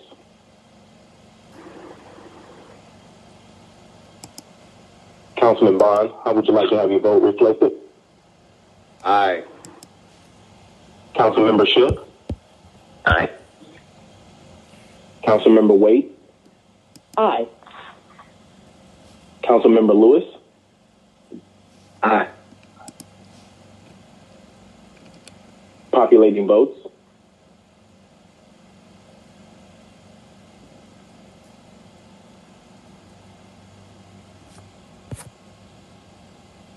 Populating votes. The vote is now closed. 15 yeas, 0 nays. 15 yeas, 0 nays. 22-0-1033 is adopted. Chair Wan, please proceed. All right, item number 2 is 22-0-1092, an ordinance by Finance Executive Committee authorizing the Chief Financial Officer or his designee to amend the fiscal year 2022 General Government Capital Outlay Fund budget on behalf of the Atlanta Department of Transportation by transferring between Transportation Impact Fee project accounts as listed in Exhibit A to unrestricted to be utilized for future projects and other purposes, the sum of $2,537,203.45, and for other purposes. The motion from the committee is to adopt. The motion coming out of the committee to adopt 22-0-1092. Is there any discussion?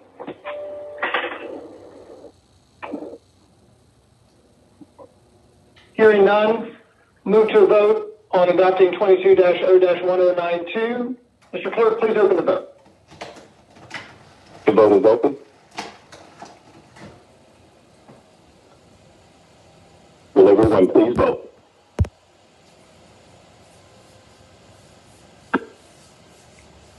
Reflecting votes.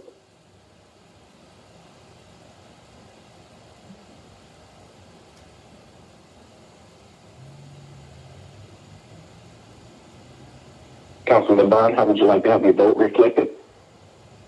Aye. Councilmember Shook? Aye. Councilmember Waite? Aye. Populating votes?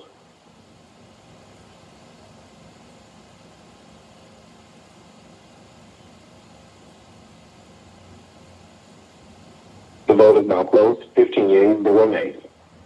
15 yeas, 0 nays. The ordinance is adopted. Chair Wan, please proceed. Thank you, Mr. President. The next item is 22-0-1107. Colleagues, there is a substitute that has been circulated to all council members. I'm going to put forward a motion to bring forward the substitute or amend with the substitute as I read the caption.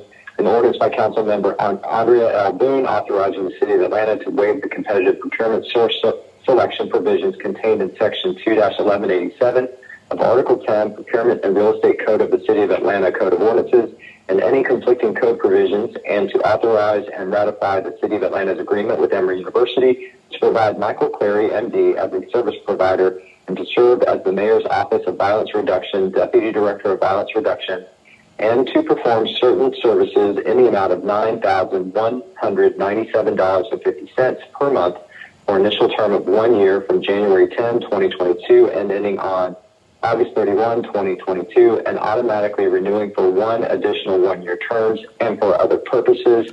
Again, I move to bring a substitute forward, and then we can have discussion on this. I'll explain what the substitute does. The motion to bring the substitute forward. Is there a second? Bakhtiari, second. Seconded by Bakhtiari. Mr. Wan, please proceed in discussion with, I'm going to give you the first outline of discussion of the substitute. Okay, so colleagues, the substitution does a couple of things, but specifically it better explains the agreement. It now has an additional an action clause that specifically and explicitly states the city's right to get out of this, and it's subject to our annual budget, and then there are provisions in terms of other conditions in which we have the ability to terminate the agreement. That was not as clear, or that provision was not in there before, and it came up during discussion in the committee. I'm trying to see it. That's really the main issue behind the substitute. So again, the motion is to bring it forward. Any other discussion on the motion to bring forward the substitute? Isn't the substitute before us already? No, we haven't voted on that motion yet. We're still discussing it, and we haven't voted on the substitute. That's fine. I'll comment after this vote. Okay. Any other discussion on bringing forward the substitute? Hearing none, Mr. Clerk, please open the vote on the motion to bring forward the substitute. The vote is open. Will everyone please vote?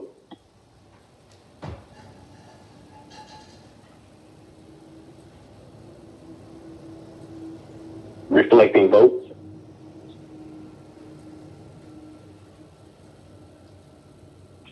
Councilmember Bond, how would you like to have your vote reflected? Aye. Councilmember Shook? Aye. Councilmember Waite? Aye. Populating votes. The vote is now closed. 15 yeas, 0 nays.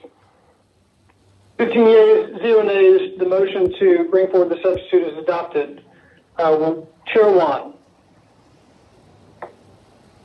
Thank you, Mr. President. So I'll go ahead and just so that we could open up the discussion on this, make a motion to approve as amended with the substitute. The motion to adopt 22-0-1107 as substituted. Is there a second? Second. Seconded by Bakhtiari. We'll move to discussion. Mr. Wan, do you want to begin the discussion?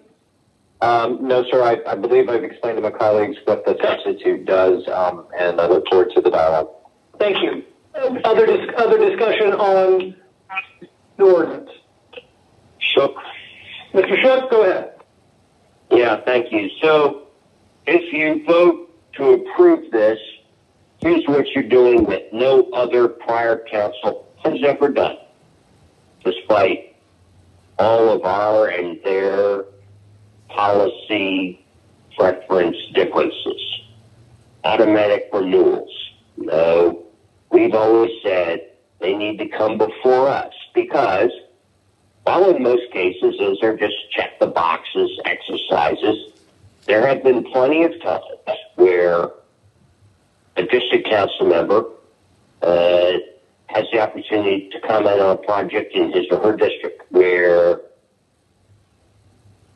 whistleblowers among the employee population has a chance to reach out and say, well, here's what you don't know. Automatic rollovers. It's just, we've never done that. Now, I understand Mayor's Office of Violence Prevention. I know how important that is. And I'm willing to acknowledge that this proposed employee is an expert. I don't care.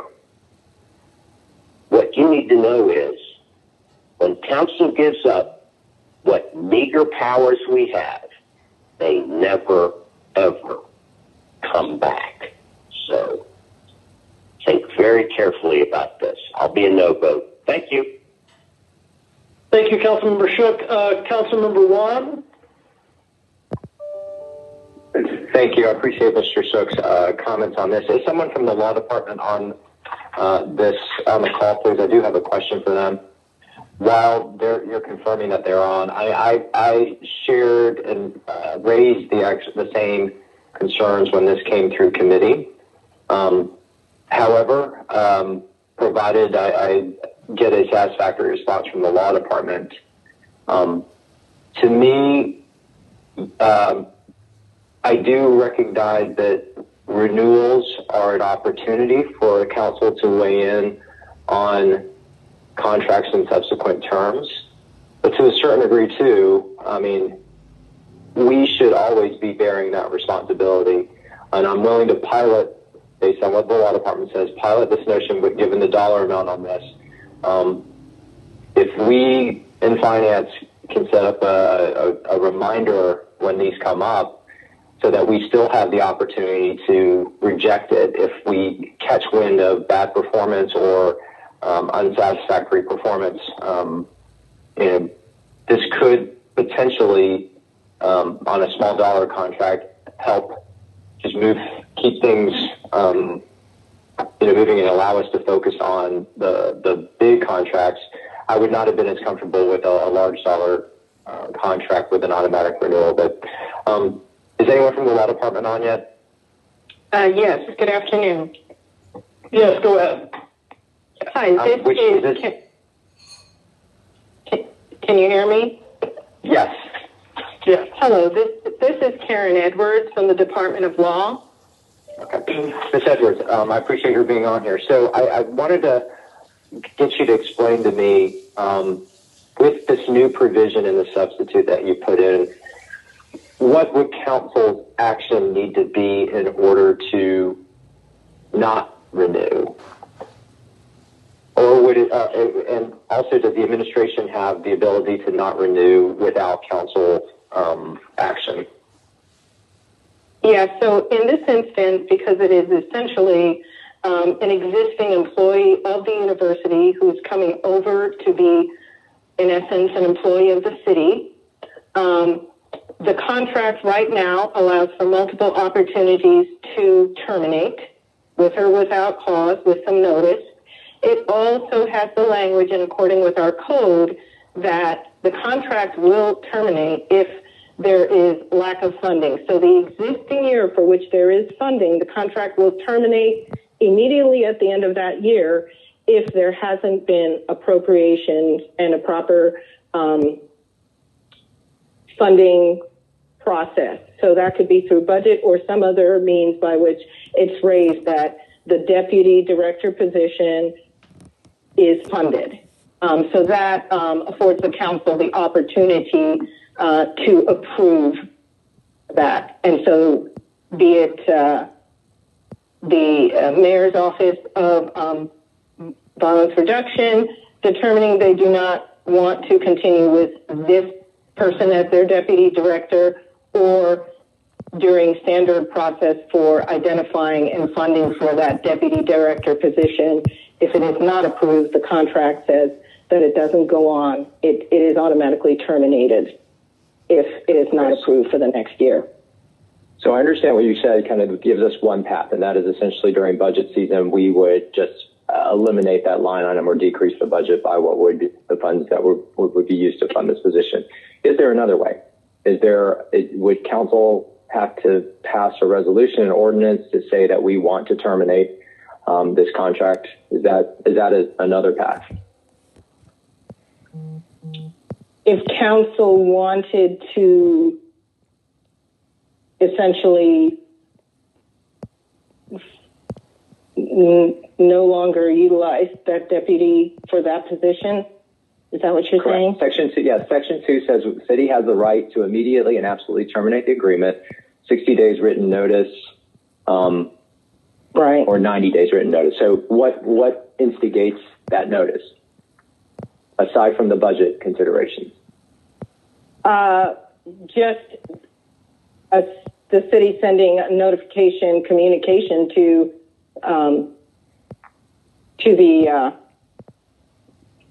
Emory.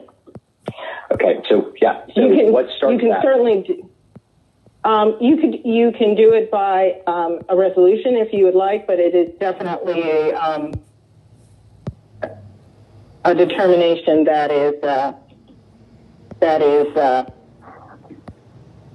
up to your determination and the mayor's office for their employee, because it's essentially an employee there. Okay, so you got to help me get there. So Mr. Shook has raised an issue that when contract renewals come to us, that is council's right and authority to be able to reject a renewal. And if we're taking that away vis-a-vis an automatic renewal, meaning these pieces of legislation will not come before us again still need to maintain the right and authority to terminate a contract for all the reasons that he mentioned before, and not just budget, but for non-performance. If we catch wind that for some reason, so wait, let me finish. So sure. What is that action? Is it a council resolution based on whatever information that is that says we wish to terminate, and then provided the mayor signs it, then the 60-day, y'all would provide the 60-day or 90-day notice as provided in Section 2? Or are you telling me that there would not be a council action that could then trigger the 60 or 90-day written notice? Because that makes all the difference in the world to me in terms of supporting this or not supporting this. Okay. There would not be a council action because council doesn't normally have the right to terminate the agreements itself. However, council's right relates to the fact that they would appropriate the funding for that position. So the mayor's office, as hiring this deputy director position, would be the one to exercise the right to terminate, but the right of the council relates to appropriating the funds. And so if the council has not appropriated the funds, the language in the contract says that the contract doesn't go on. All right, so to clarify, then the action on council, if we did wish to terminate this, and say we passed the budget and we're now in August, or sorry, this starts September 1 anyway, so come September 1, we hear and we don't want to do this anymore. Then what you're telling me is that it becomes a budget action that revokes the funding. That's what would then cause the 60-day or 90-day notice. That's the only way council can come back and have any say in this. Is that correct? I'm sorry, I'm not clear. Say that again, please. Okay. I'm just trying to understand council's authority in preventing an automatic renewal or terminating this. I think what you've told me is that we can't be the ones to terminate, but what we can do is essentially pull the funding. And so it would take an act of council saying, yes, the $9,000 per month for the balance of the fiscal year, we are revoking that. We're pulling that back and defunding that. Is that council's action to terminate this? So the council would then try to defund the deputy director position, or the... You got to tell me.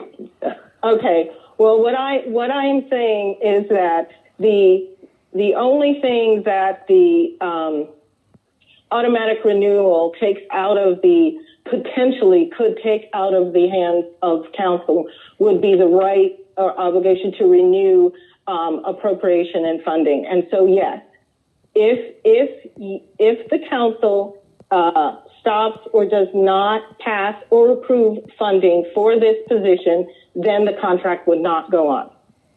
Does that answer? To a certain degree, yes. Okay, so So it's either budget or I guess you could do some resolution that you say you do not want to fund this position anymore. But the bottom line is the council's scope relate to the funding for this position and the approval of the funding for this position, whether it be through this entity that's this person who's coming from the university or otherwise. Mr. President, is there anyone else that wants to speak to this? Yes, we have in the queue. Okay, we have two other. Very good. I'm going to pause here. I need to regroup my thoughts, and I'm going to come back. My level of unreadiness on this one has risen, and depending on what the other questions are, I may come back with a substitute motion. Thank you. Actually, we have 3 council members in the queue, so we'll go to Councilmember Hillis first. Councilmember Hillis.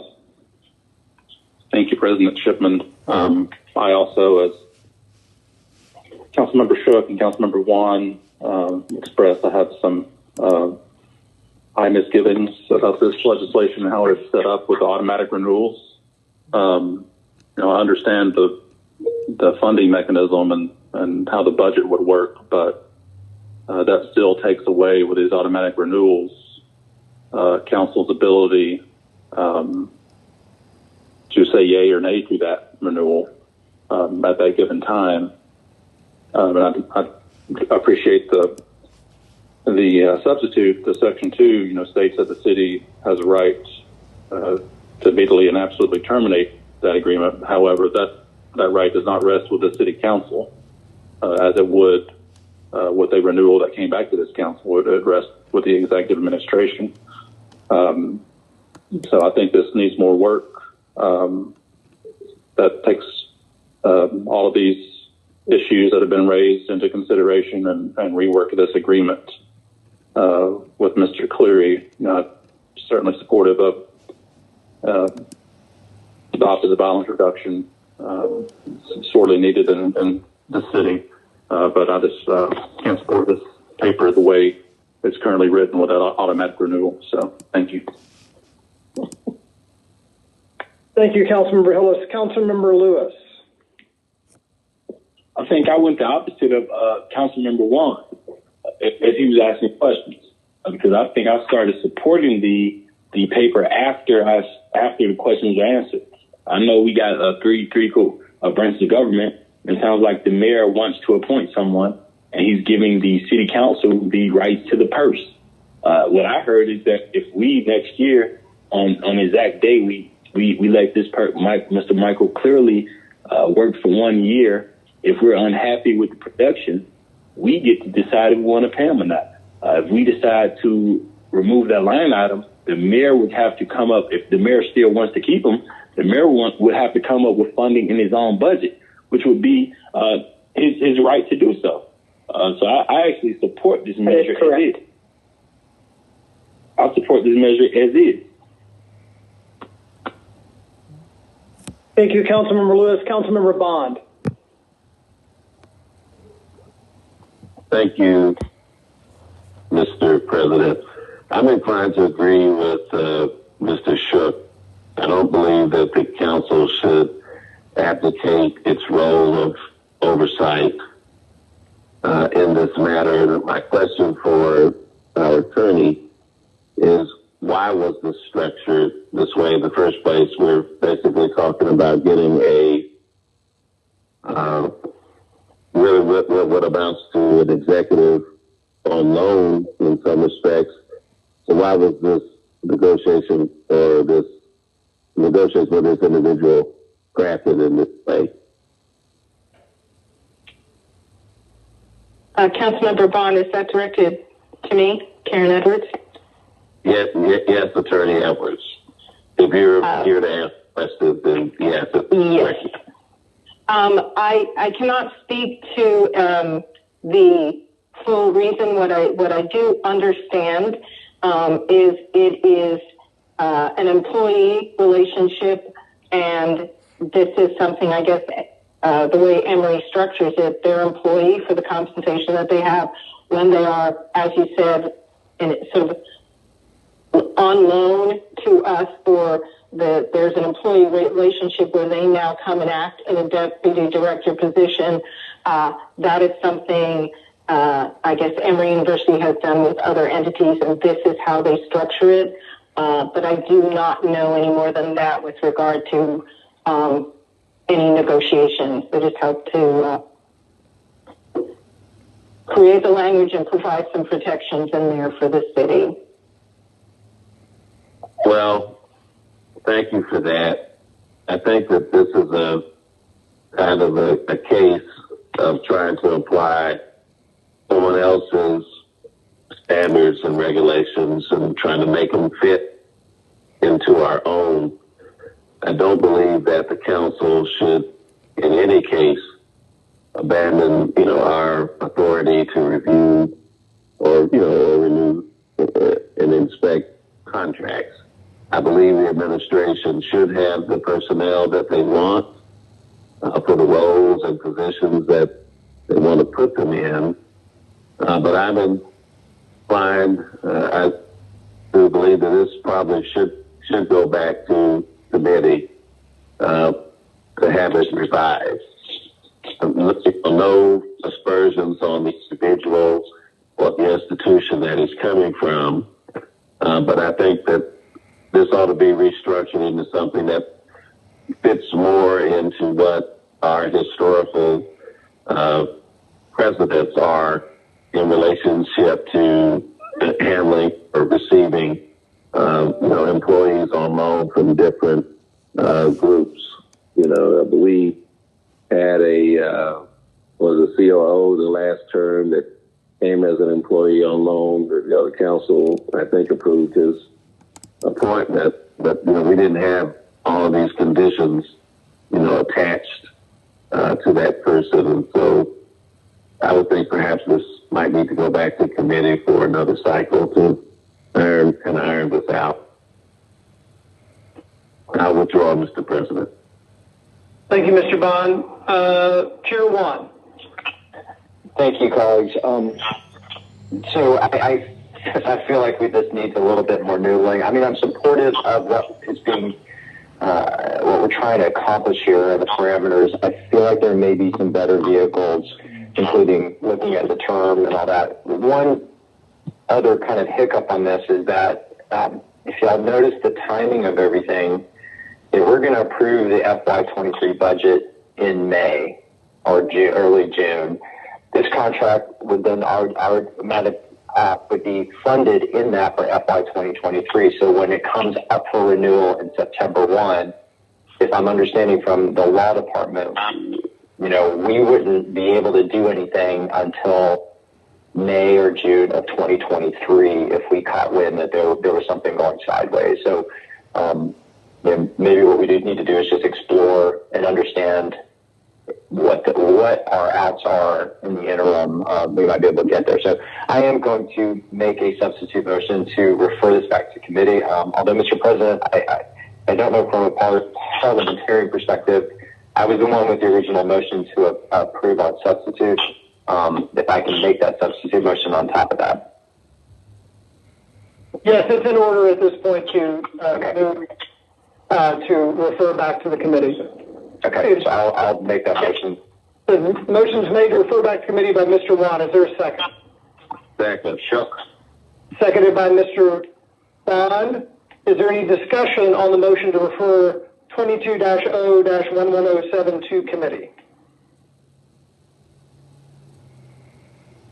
Hearing none, Mr. Clerk, please open the vote on the motion to refer. The vote is open. Will everyone please vote?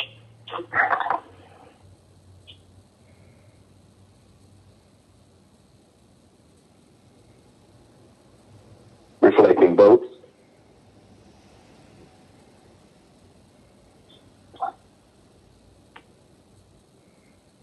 Councilman Shook, how would you like to have your vote reflected? Aye. Councilmember Waite? Aye. Populating votes.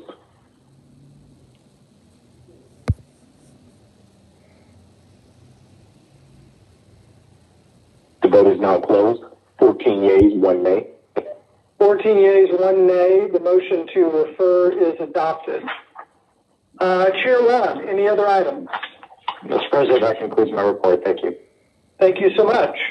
We'll now move on to Committee on Council. Chair Boone. Thank you, Mr. President. Good afternoon, everyone. Please turn to page 35 on your agenda for the reporting of the Standing Committee on Council for item 1. First item, 22-C-5020, a communication from Council members Dustin Hillis, District 9, Andrea Boone, District 10, Keisha Shawn Waits, Post 3 at large, appointing Mr. Kenneth B. Hill to serve as a member of the Zoning Review Board. This appointment is for a term of 2 years. Colleagues, this item was found favorable. Motion to adopt. And a motion to adopt 22-C-5020 Is there any discussion on the communication? Without objection, we can adopt this via unanimous consent. Is there any objection? Hearing none, Mr. Clerk, please sound the vote.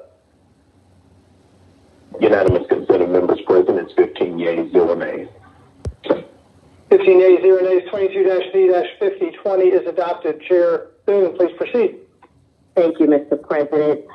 Item 2, 22-C-5021, a communication from Council members Dustin Hillis, District 9, Andrea Boone, District 10, Marcy Collier Overstreet, District 11, Antonio Lewis, District 12, and Keisha Sean Waite, Post 3 at large, reappointing Mr. Barry Comack to serve as a member of the Board of Zoning Adjustment.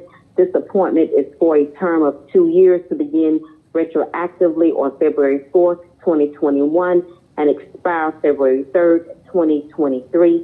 This item was found favorable. Motion to adopt. Been a motion to adopt 22-C-5021. Is there any discussion on the motion? Hearing none, we can adopt this via unanimous consent without any objection. Are there any objections? Hearing none, Mr. Clerk, please sound the vote. Unanimous consent of members present is 15 yeas, 0 nays. 15 yeas, 0 nays. The communication is adopted. Chair Boone, please proceed. A communication 22-C-5022, a communication from Elizabeth Coyle, Chair of Beltline Network, Inc., submitting the appointment of Mr. Andrew Gorang to serve on the Atlanta Beltline Tax Allocation District TAD Advisory Committee. This appointment is for a term of 2 years. This item was found favorable. Motion to adopt. It's been a motion to adopt 22-C-5022. Is there any discussion on the motion? Hearing none, without objection, we can adopt this via unanimous consent. Are there any objections? Hearing none, Mr. Clerk, please sound the vote. Unanimous consent of members present is 15 yeas, 0 nays. 15 yeas, 0 nays. Communication 22-C-5022 is adopted. Chair Boone, please proceed. Item 4, 22-C-5023, a communication from Mayor Andre Dickens, appointing Ms. Lisa Gordon to serve as Chief Operating Officer for the City of Atlanta. This item was found favorable. Motion to adopt. Been a motion to adopt 22-C-5023. Is there any discussion on the motion? Hearing none, we can, without objection, adopt this via unanimous consent. Are there any objections? Hearing none, Mr. Clerk, please sound the vote. Mr. President, as this is a appointment of the COO, it may be more prudent to take an actual roll call vote on this one. That's fine. I'm amenable to that. Please open the vote on 22-C-5023. Motion to adopt. Please hold. The vote is now open. Will everyone please vote?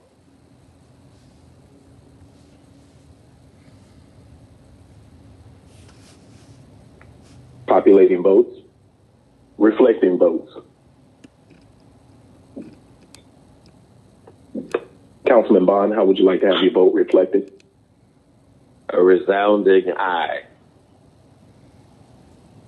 Councilman Shook? Likewise. Populating votes. The vote is now closed. 15 yeas, 0 nays. 15 yeas, 0 nays. 22-C-5023 is adopted. Chair Boone, please proceed. Ordinance for first read, 22-O-1150, an ordinance by Committee on Council to amend City of Atlanta Code of Ordinances, Section 66-2, precinct boundary lines and polling places by amending the 2017 Precincts and Polling Places Ordinance in Fulton County, Precincts 02, 1, 2, 3I, 3C, 06R, 7M, 8A, 8G and 11R due to facilities unable to accommodate facilities undergoing renovations, facility is inadequate, and facility voting site is not handicap accessible, and for other purposes. Mr. President, this item was a first read and has been sounded in today's COC meeting. Motion is to refer to committee. Motion to refer 22-0-1150 to committee. Is there a second? Overstreet, second. Overstreet, second. Is there any discussion on the motion to refer 22-0-1150 to committee? Hearing none, Mr. Clerk, please open the vote. The vote is open.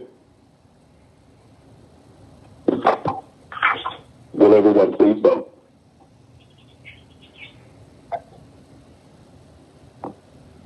Reflecting votes.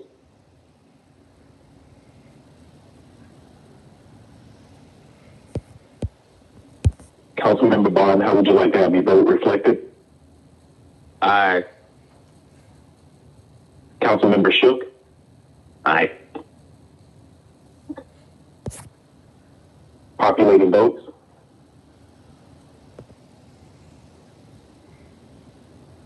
The vote is closed. 15 yeas, 0 nays. 15 yeas, 0 nays. The motion to refer to committee is adopted. Chair Boone, please proceed. At this time, Mr. President, we would like to ask the Law Department to come on and talk about the Atlanta Regional Commission appointee and do a recap of item 22-R-3136. We would like to hear from the Law Department on that issue. There's someone from the Law Department on that would like to speak to that issue. Yes, this is Nina Hickson, City Attorney. Can you hear me? Yes, we can. Please proceed. Thank you. On this weekend, the Committee on Counsel requested that the Department of Law provide a legal opinion as to whether there was a legal obligation of the council to vacate its previous action, which resulted in the adoption of Resolution 22-R-3136 regarding the Atlanta City Council's appointee to the Atlanta Regional Commission. This request was made pursuant to the actions that were taken on February the 7th, 2022, in which the council, pursuant to Section 2-1852, took an action to appoint a representative to serve on the Atlanta Regional Commission. In the course of the discussion about that particular vote, a question arose as to first whether the president of city council was a member of council, and subsequent the question was whether the law prohibited the city council president from serving as the representative for the ARC. I admittedly erred in reading the 2010 version of the applicable state law, which is Section 50-8-84, and reported that the city council president could not serve in that regard. What I learned subsequently was that there was a later amendment to that law passed around 2014, in which it allowed the president of the city council to serve in that capacity. Based on that, the error that I made, the city council president, who was a candidate for consideration, withdrew his name from consideration, and the council member Westmoreland was selected as the appointee. His name was then added to the resolution, and the resolution passed. I guess the salient point is that while there was an error, and there may have been action taken as a result, the question that the law department was asked this weekend was whether there was or whether that would create a legal obligation to reconsider the vote. And the question or the answer remains that it would not create a legal obligation. This legislative action was properly taken. Of course, the council has the option of being able to pass another resolution, which would have a different result. But at this point, there is no legal obligation to do so. It is strictly a matter that the legislature would have to determine.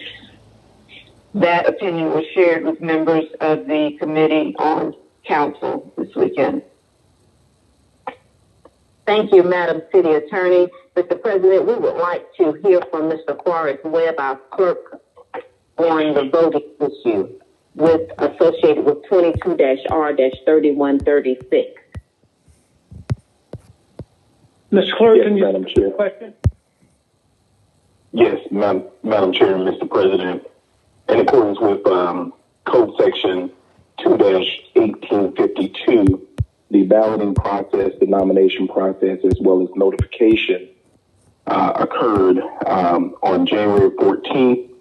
The chair of COC was notified that there was a vacancy for ARC on January the 24th. There was notification sent to the president and members of council from the chair of COC regarding the nomination process. On January the 27th, there was a second reminder sent from the chair of COC to the council president and all members, reminding them there was a nomination to be made and what the process would be. On January 31st, the chair notified the president and all members of council of the balloting process, as well as who the nominees were to be placed on the ballot. On February the 7th, which was the council meeting, there was an oral summary regarding OCGA 50-8-84, which the city attorney just previously referred to. Summary statement was provided to the council in terms of clarity regarding OCGA 50-8-84. However, on that particular day, there was a question posed to the municipal clerk, which is me, regarding the vote. I incorrectly announced that President Shipman had received the prevailing number of votes. I announced the vote. However, the vote was never declared. The vote is required to be declared by either the chair of said committee and or the president. Neither declared. However, there was clarification provided to me as the municipal clerk that prior to my announcement that the president of city council had withdrawn his name from consideration. And subsequently, I was asked by the chair at that particular time to announce who the nominee was, which was Councilmember Matt Westmoreland. In addition to that, there was a question that was posed during the CLC meeting that I think is very relevant to today's summary overview. There were 4 votes that were announced at the time of the announcement on February the 7th by me, reflective of the vote that indicated that the president had received the most ARC votes. The process is the notifications went out to each individual council member by way of ballot. The ballots were to be returned to the Office of Municipal Clerk during the February 7th council meeting. However, there were some challenges as we are still in a remote environment that some council members had in returning their votes. There were 4 ballots in particular that had not been confirmed. And at the time that I made the announcement, I was on the phone trying to get clarity and give instruction to my staff as to how to obtain that clarity. There were 4 issues as previously mentioned. 1, there was a verbal vote by phone. 2, there was a text vote. 3, there was a screenshot of a vote. And 4, there was a elected official that wanted to change their vote. Understanding that the voting process would have to be memorialized and attached to said piece of resolution at the completion of the council meeting, I had instructed my staff to make sure we got the clarifying votes to support orally what I had announced. However, as previously stated, once I make an announcement, if that announcement is not declared by either the chair or the presiding officer, in this particular instance, the president of council, that is not an official balloting vote. And the concern that the balloting process was not transparent, as previously stated, the balloting process was conducted in accordance with 2-1852, which spells out the notification, the balloting, the tabulation, the entire process. Thank you for your time. Thank you, Mr. Clerk, and I think our law department is still on the phone, available to entertain any questions at this time. Madam Law? Yes, we're still on the line. She's still here.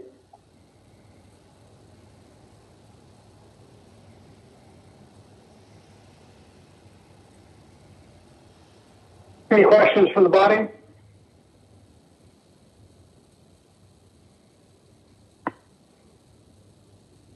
Orders of the day.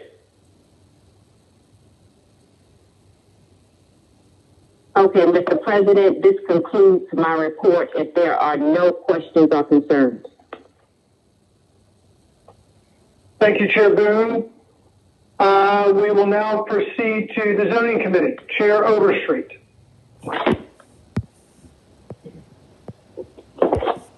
Thank you, President Shipman. Let's all turn our pages to page 36, and we will start with our ordinance for second read. There's only one. Oh, that's not true. But we'll start with ordinance for second read. Number 1, legislation number 22-0-1054 is zoning case number Z-21-66. The location is 1101 Church Street Northwest. The ordinance is to rezone from R-4A BL, which is single family residential beltline overlay, to MRMUBL, multifamily, multi-unit beltline overlay. This item was favorable out of committee. However, there is a request from the district council member to file. So I move to file the paper. Is there a second? Who seconded? Amos. Councilmember Amos. Councilmember Amos, thank you. It's been moved and seconded to file. Any discussion on the motion? No report for January plan. Hearing no discussion, we'll move on the motion to file 22-0-1054. Mr. Clerk, please open the vote. The vote is open. Will everyone please vote?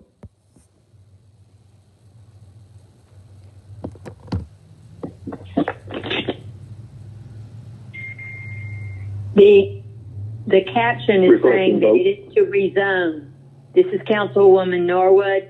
The caption is saying it is to rezone. I want to make sure that that is in the file, that we are filing this. I'm looking at the caption. Thank you, Councilmember Norwood.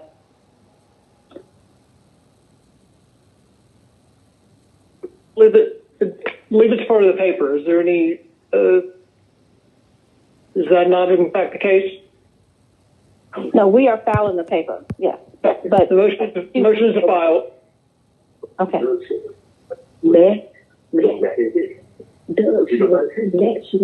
Please reflect the vote.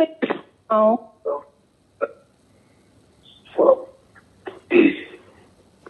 Councilmember Bond, how would you like to have your vote reflected? Aye to file. Councilmember Shook? Aye. Councilmember Boone? Yes. Populating votes. And as we populate the vote, it is customary to have the legislative ID number displayed, as well as the caption displayed, and upon completion of the tally of the vote, to have the motion as made by members of council reflected. The vote is now closed. 15 yeas, 0 nays. 15 yeas, 0 nays. The motion to file is adopted. Chair Overstreet, please proceed. President Shipman, I would like to take items 2 through 6 as a block, if that's possible. Yes, that's fine. Please proceed. Thank you. Number 2, legislative number 22-0-1009, zoning case number Z-21-102, location 495 North Avenue Northeast and 495 North Avenue Rear. The ordinance is to rezone from R-5BL, which is 2-family residential beltline overlay, to MRC3C BL, mixed residential commercial conditional beltline overlay. Number 3, 22-0-1052, case number Z-21-61, location 525 Langhorne Street, Southwest. The ordinance is to rezone from R-5BL, 2-family residential beltline overlay, to MR-4ABL, multi-family residential beltline overlay. Number 4, 22-0-1053, case number Z-21-64, location 557 Westlake Avenue Northwest. The ordinance is to rezone from MRC1, mixed residential commercial, to C1, community business district. Number 5, 22-0-1055, case number Z-21-76, location 320 and 324 West Wyuka Road and 361 Valley Brook Drive Northeast. Rear. The ordinance is to rezone from R-LC-C, residential limited commercial conditional, and R4, single family residential, to PDH, planned development housing. Number 6, 22-0-1062, case number U-21-32, location 1484 Atlanta Industrial Way. The ordinance grants a special use permit for a recovered materials processing facility. Items 2 through 6 were favorable out of committee. I make a motion to adopt. Is there a second? Coming out of committee, it doesn't need a second. Okay. So the motion to adopt the 5 items. Is there any discussion on the motion?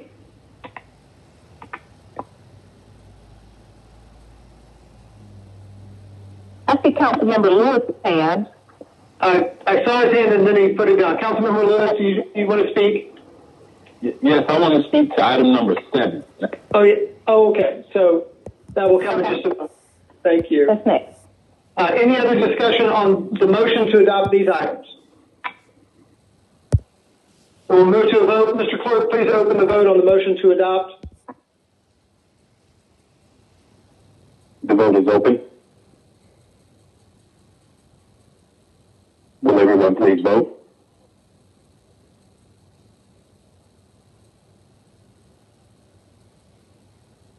Reflecting votes.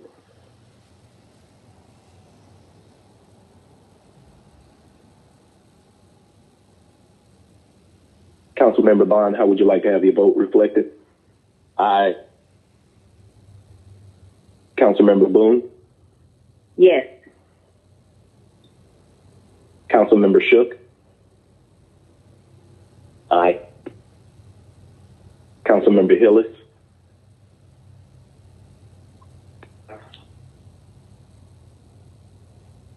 Councilmember Hillis? Aye. Populating votes?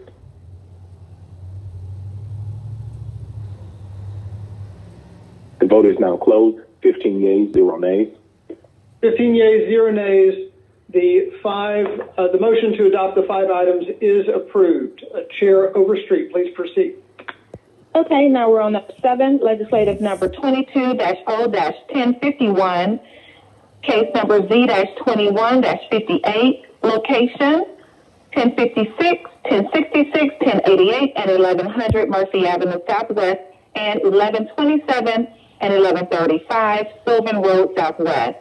The ordinance is to rezone from MI1 light industrial to MRC2B, multifamily residential conditional. This item was favorable on substitute out of committee, and I make a motion to adopt. The motion to adopt 22-0-1051 coming out of committee. Discussion on the motion, Councilmember Lewis. Yes, so I was just informed by the developers that the packet that was submitted is the wrong packet. The packet they released is the incorrect packet. And so we were asked that we can send it back to committee so that we can add the correct packet. Also, I wanted to say happy birthday, Councilmember Marcy Collier Overstreet. Well, thank you. I will rescind my motion to adopt, and I'm okay with sending this back to committee for the correct packet. Thank you, Councilmember. We can just entertain a motion to refer to committee. Is there a motion to refer back to committee? Yes, motion to refer back to committee. Is there a motion to refer? Is that a second by Bakhtiari?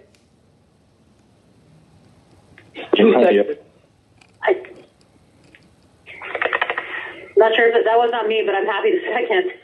Sorry, just a little bit of mumbling on the line. Thank you, Councilmember Bakhtiari. So moved and seconded to refer 22-0-1051 back to committee. Is there any discussion on the motion to refer? Hearing none, we'll proceed to the vote. Mr. Clerk, please open the vote on the motion to refer. The vote is open. Will everyone please vote?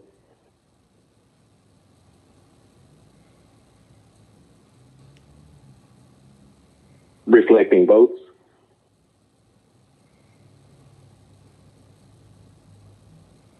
Councilman Bond, how would you like to have your vote reflected? Aye. Councilperson Boone? Yes. Councilmember Shook? Aye. Councilmember Lewis? Aye. Populating votes.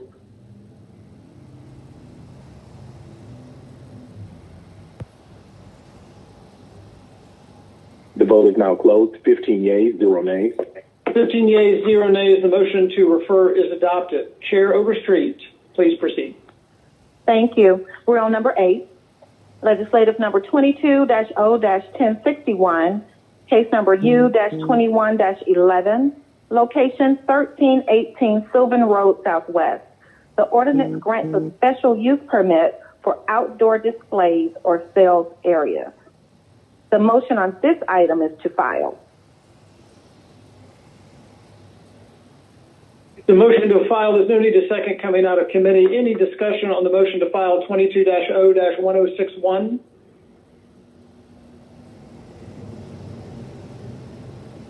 Hearing none, we'll move to a vote. Mr. Clerk, please open the vote on the motion to file. The vote is open.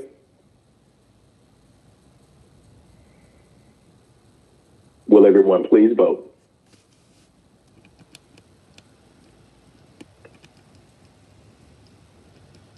Reflecting votes.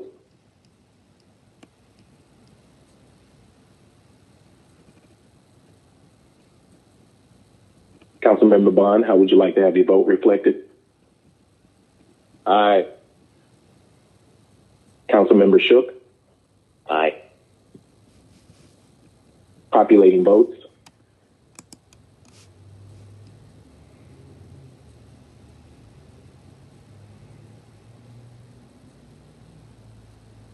Populating votes. The vote is now closed. 15 yeas, 0 nays. 15 yeas, 0 nays. The motion to file 22-0-1061 is adopted. Chair Overstreet, please proceed. Thank you. So now we'll move on down to first reads. Items 9 through 16 are first reads, and I would like to take these as a block, please. Please proceed. Thank you. Number 9, 22-0-1125, case number Z-21-79, location 0 Collier Drive Southwest and 0 Kildare Avenue Southwest. The ordinance is to rezone from R3 HC20Q single family residential Collier Heights Historic District and R-4 HC20Q single family residential Collier Heights Historic District to PDH HC20Q Planned Development Housing Collier Heights Historic District.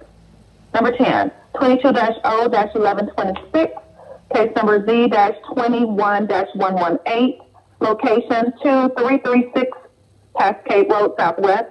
The ordinance is to rezone from FCR3, Fulton County R3, single family dwelling to MR4B, multifamily residential. 11, 22-0-1127, case number Z-22-01, location 3455 Martin Luther King Drive, Northwest. The ordinance is to rezone from R4 single family residential to C1, Community Business District. And number 12, legislative number 22-0-1128, case number Z-22-03, location 943 Rice Street Northwest. The ordinance is to rezone from R4A, single family residential, to R4B, single family residential. Number 13, 22-0-1129, case number Z-22-04, location 2051, 2085, aka 275, and 2095 Marietta Boulevard Northwest. The ordinance is to rezone from I-1 light industrial to MRC2, mixed residential commercial. Number 14, 22-0-1130, case number Z-22-05, location 840 Woodrow Street. The ordinance is to rezone from I-1C light industrial conditional to MR4A, multifamily residential. Number 15, 22-0-1131, case number U-2134, location 3255 Empire Boulevard Southwest. The ordinance grants a special use permit for a daycare center. Number 16, 22-0-1132, case number U-22-01, location 715 Cleveland Avenue Southeast. The ordinance grants a special use permit for a place of worship. The motion on 9 through 16 is to refer to ZRB and zoning committee. Any discussion on the motion to refer?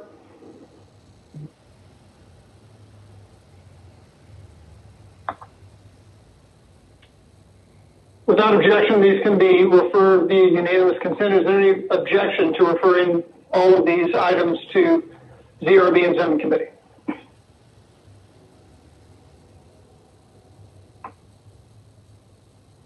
Hearing none, Mr. Clerk, please sound the vote.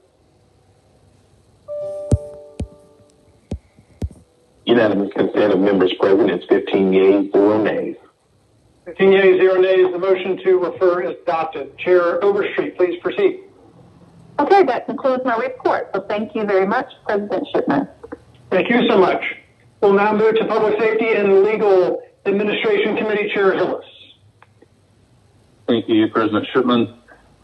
We have 22 adverse claims that are on the agenda. Just as with the last meeting, I do not need to read these. As we do in committee, I'll just make a motion that we adverse all these unfavorable claims. So I will make that motion. It's been made, seconded by Mr. Amos. Is there any discussion on the motion?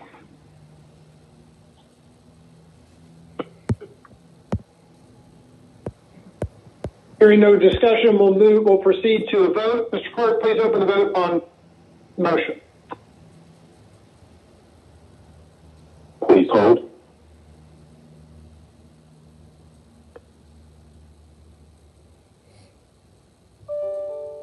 The vote is now open on the 22 items.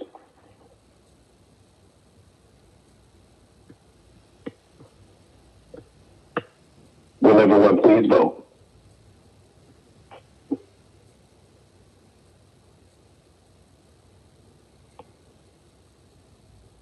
Reflecting votes.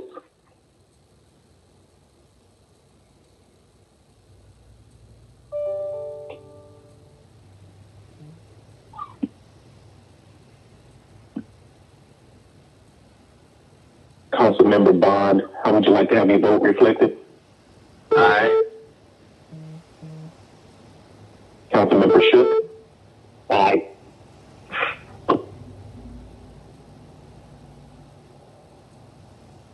Populating votes.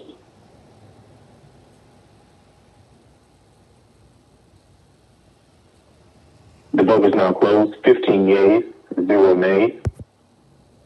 Yeas, 0 nays. The motion is adopted. Chair Hillis, please proceed. Thank you. We have one resolution. That is 22R3176, a resolution by Public Safety and Legal Administration Committee authorizing the mayor or his designee to accept on behalf of the Atlanta Police Department a donation from the Atlanta Police Foundation of 9 2021 Dodge Chargers valued at approximately $439,425.00 for use of additional Atlanta Police Department vehicles in order to augment the police presence throughout the city of Atlanta and for other purposes. This item was favorable on condition. That condition being receiving the information as to where these vehicles will be assigned. 5 of the 9 will be assigned to the city's heat unit for DUI enforcement, and 4 will be going to the field operations division to be assigned to the zones. So again, condition was met. So the motion of the committee is to adopt. Motion of the committee to adopt. Is there any discussion on the motion?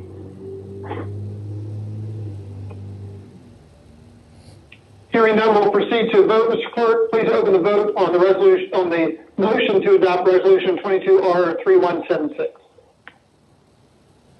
The vote is open.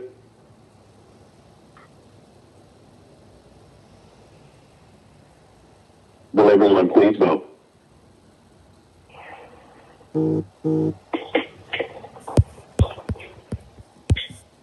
Reflecting vote.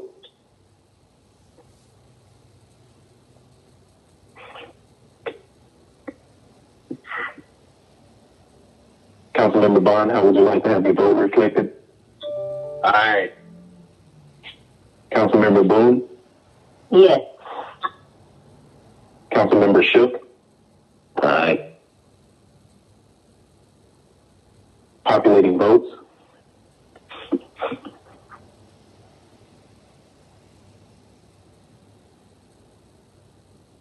The vote is now closed. 15 yeas, 0 nays.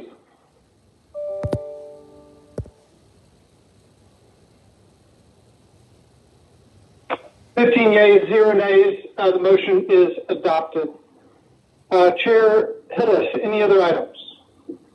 That completes my report, President Shipman. Thank you. Thank you. We will now move to personal papers for immediate consideration.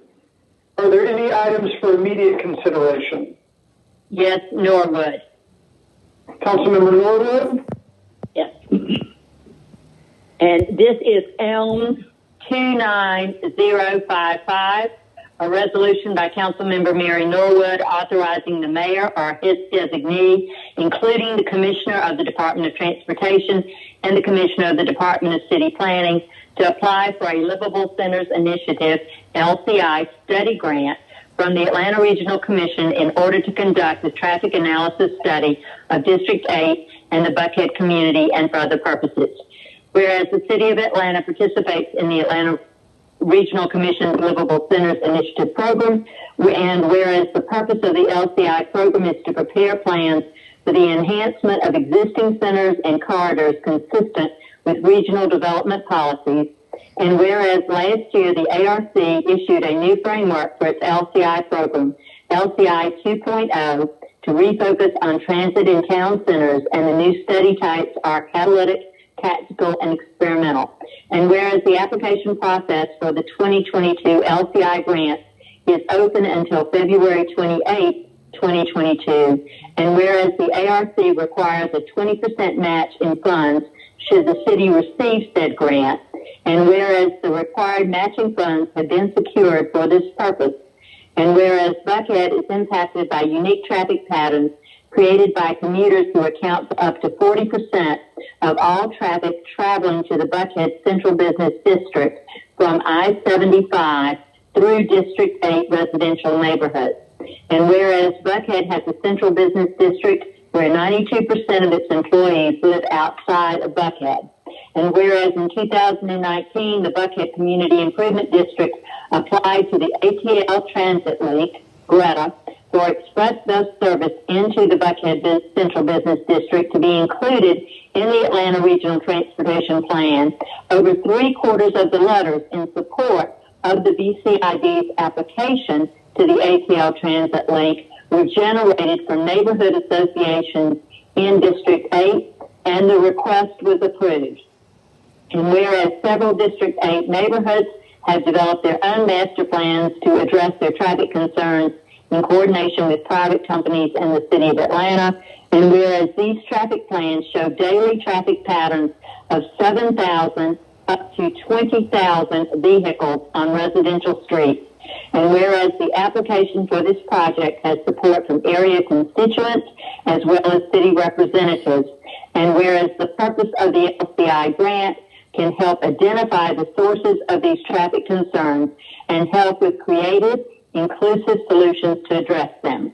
Now, therefore, be it resolved by the City Council of the City of Atlanta, Georgia, that the mayor or his designee, including the Commissioner of the Department of Transportation and the Commissioner of the Department of City Planning, are hereby authorized to apply for a Livable Centers Initiative on behalf of the City of Atlanta to conduct a traffic analysis study of District 8 in the Buckhead community. Be it finally resolved that the study will require 20% in matching funds that have been secured for this purpose. And I ask for approval. President Boone. It's been moved by Councilmember Norwood and seconded by Councilmember Boone. This is Elms 29055. Is there any discussion on the motion to approve? Yes. Mr. Lewis, please proceed. I just wanted to keep with the standard that we set in our first council meeting, which we try not to move things with immediate consideration. We tried our best to send them to committees so that all of us can look at them and make sure we craft the best piece, the best bill. So just wanted to keep that in mind as we talked about it before. We don't want to send things for immediate consideration without looking at them as a body. And Councilman Lewis, I appreciate very much your thoughts.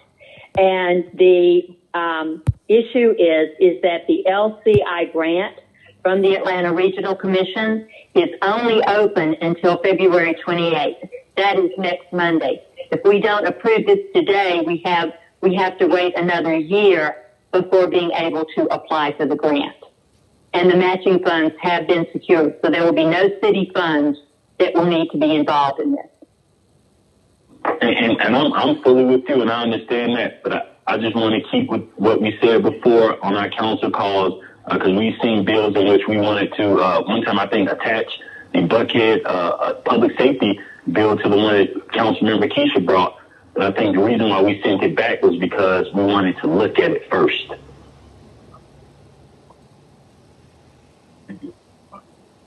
Thank you, Councilmember Lewis. Councilmember Juan. Thank you, Mr. President. Councilmember Norwood, do you know if this will displace any other applications that we have to the ARC? And do you know if we have any other LCI applications to the ARC? I have not been advised of any other applications pending. And we have been in touch with the administration and the department. Is there someone from the administration that can confirm either way on that one? I just want to make sure this does not displace another application that we might have. Councilmember Juan, I believe if we want to talk to the administration, we would have to procedurally go into committee of the whole. Hey, DJ, okay, if someone can potentially communicate with me directly, y'all know how to reach me, please. Anyone else want to speak to the motion?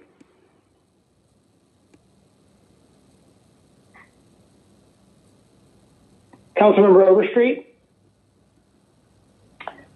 So the timeline issue was my original question. I did want to know if it was a time reason why we needed to, do immediate consideration. However, I also would like to want to make sure that this is not competing for the same dollars as any other LCI applications. I remember when the Greenbrier LCI was up for the same thing, we had to make sure that it would not be zeroing out another request. And that was a full conversation. So I would like to know that answer too. Is there a way that we can find out? I don't want to look up tomorrow and we have the information we need now. And any council members, do you all know of any LCIs in your district that are up for this ARC funding? I know in District 11, we don't have an LCI in the application process. Mr. President, this is Councilmember Juan. Yeah, go ahead. They are looking that up and they are going to get back with me. And I would make the suggestion that perhaps we move to other papers or read in personal papers to be referred and come back to this so that I can see if I can get a response and share it with the full council. We can postpone this without objection. Is there any objection to postponing this and coming back to it? Without objection? Question. Sorry? That was my only question. Okay, thank you. So without objection, we postpone and we will return to it. Are there any other papers for immediate consideration?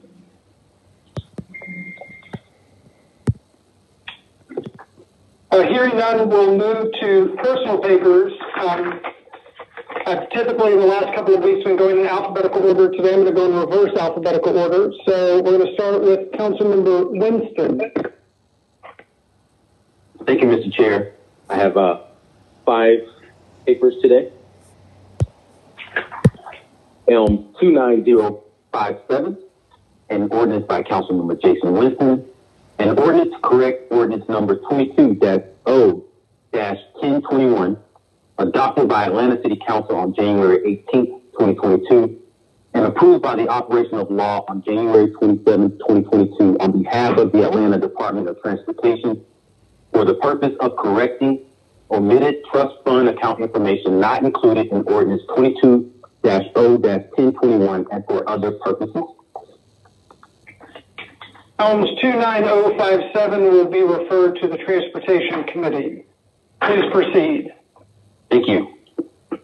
Elms 29008, an ordinance by Councilmember Jason Winston, an ordinance correcting ordinance 21-0-0706, Z-21-97, which was adopted by the City Council on December 6, 2021, and approved as per the City Charter 2-403 on December 15, 2021, without signature by operation of law to rezone certain properties located in the Boulevard Heights neighborhood for the purpose of correcting setback regulations. Elms 29008 will be referred to the Zoning Committee. Please proceed. Thank you.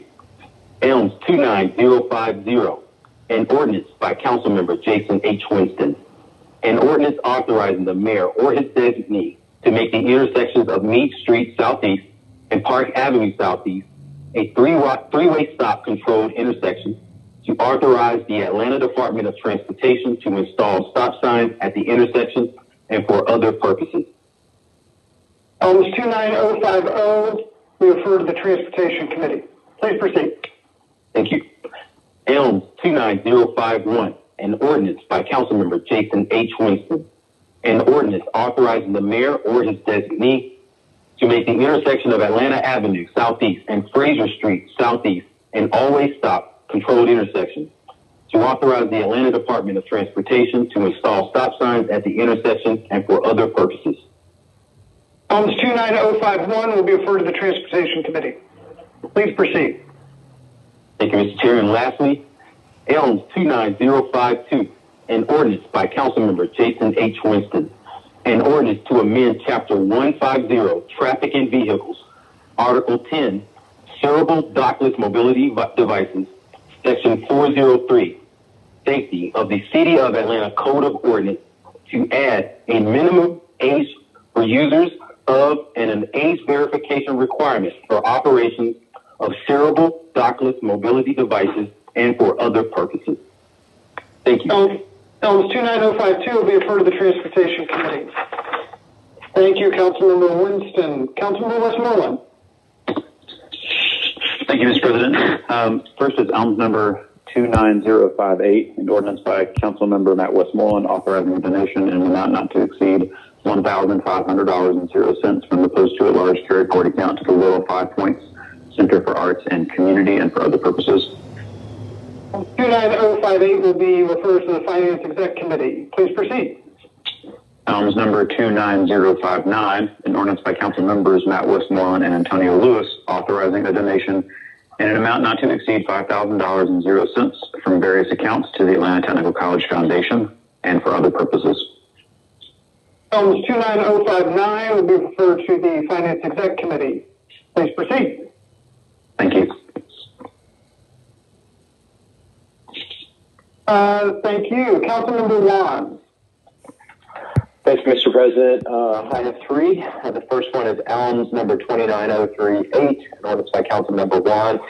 Alex Juan authorizing the Chief Financial Officer to amend the FY 2022 solid waste revenue fund budget by adding anticipations and appropriations in an amount not to exceed $702,090.09 on behalf of the Department of Public Works for revenue sharing funds from contract number listed with Pratt Recycling Inc. for revenue sharing performance for processed recyclable materials from June 16, 2021 to January 31, 2022 and for other purposes. Items 29038 will be referred to Finance Exec Committee. Please proceed. Thank you. The next one is Elms 29046, an ordinance by Councilmember Alex Vaughn to correct Ordinance 21-0-0740, adopted on October 4, 2021, and to correct the fund accounts for renovations at Fire Station 19 and for other purposes. Elms 29046 will be referred to Finance Exec. Please proceed. And my last one is Elms number 29045, a resolution by Councilmember Alex Vaughn authorizing the Chief Financial Officer to refund customers for overpayments to water and sewer accounts in an amount of blank, all funds to be charged to and paid from fund, department, organization, and account numbers listed and for other purposes. Elms 29045 will be referred to Finance Exec. Any others? Thank you, Mr. President. No, that's it. Thank you, Mr. Vaughn. Before we proceed, Mr. Lewis, did you want to stand? No, I have 4 papers. Okay. If you'll indulge me, we'll get there just in a minute. Councilmember Overstreet. Thank you, President Shipman. First paper is Elms number 29063, an ordinance by council members Marcy Collier Overstreet, Andrea L. Boone, Keisha Sean Waits, and Jason Dozier, authorizing a donation of an amount not to exceed $4,000.00 from various accounts to the Cascade Springs Nature Preserve and for other purposes. Elms 29063, we refer to the Finance Exec Committee. Please proceed.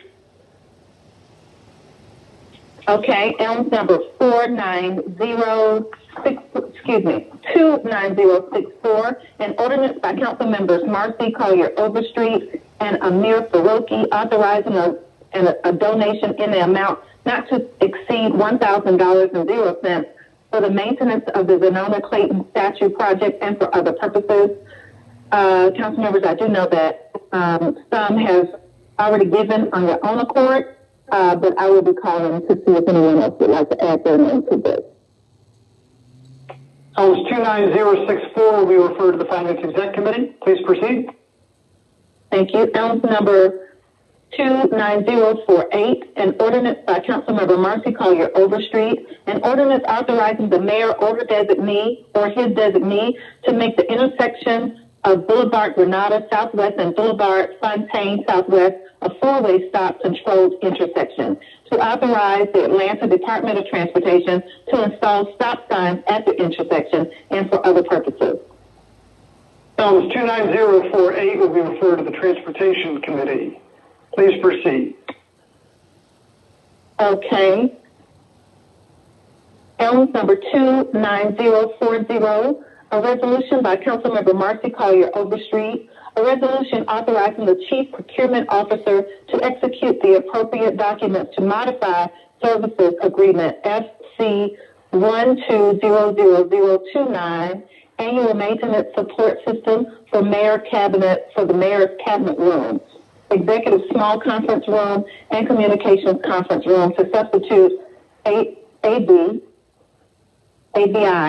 Southeast LLC for BC Group LLC, doing business as AB, a party to the agreement, on behalf of the mayor's office and of communications and for other purposes. Elms 29040 will be referred to Finance Exec Committee. Please proceed. Okay, Elms number 29049, an ordinance by council members Marcy Collier Overstreet, an ordinance authorizing the mayor or his designee to make the intersections of Harbin Road Southwest, and Wright Drive Southwest a three-way stop control intersection, to authorize the Atlanta Department of Transportation to install stop signs at the intersection and for other purposes. Elms 29049 will be referred to the Transportation Committee. Please proceed. Last one. Elms number 29039, an ordinance by Councilmember Marcy Collier Overstreet, an ordinance authorizing the Chief Financial Officer to amend the FY 2020 Capital Asset Finance Fund budget by adding to anticipation and appropriations the amount of $8,838,000.00 to be used for the acquisition of equipment for the Atlanta Department of Transportation, Atlanta Fire Rescue Department, Atlanta Police Department, Department of City Planning, Department of Enterprise Asset Management, and the Department of Parks and Recreation pursuant to the 2008 Master Release and Option Agreement between the City of Atlanta and the Georgia Municipal Association Incorporated, and for other purposes. Owns 29039 will be referred to Finance Exec. Okay. Thank you so much. Councilmember Lewis. I have four papers today. The first one is an ordinance to waive provision. It's Allen's ID 29042. And an ordinance by Councilmember Antonio Lewis to waive provisions to Part 3 Code of Ordinance Land Development Code, Part 16, Zoning, Chapter 11, E1 Community Business, Direct Regulations, Section 1611.003, Permitted Principal Uses, and Structures of the City of Atlanta Code of Ordinance for the purpose of waiving the distance requirements for a service station located at 180 University Avenue, Southwest Atlanta, Georgia 30315, which is presently a blighted property and for other purposes. Owns 29042 will be referred to Public Safety. Please proceed. The Elms 29043, a ordinance authorizing the mayor or his designee to install traffic calming devices, speed tables on Springdale Road Southwest and Purchasing Road Southwest, to Langston Drive Southwest and Purchasing Road Southwest, to waive certain provisions of Section 13884D of the City of Atlanta Code of Ordinance and for other purposes. 29043 will be referred to the Transportation Committee. Please proceed. Elms 29044, an ordinance by Councilmember Antonio Lewis, an ordinance waiving Chapter 2, Article X, Section 21332A of the Procurement and Real Estate Code of the City of Atlanta Code of Ordinance to authorize the donation of previously used computers to District 12 organizations and for other purposes.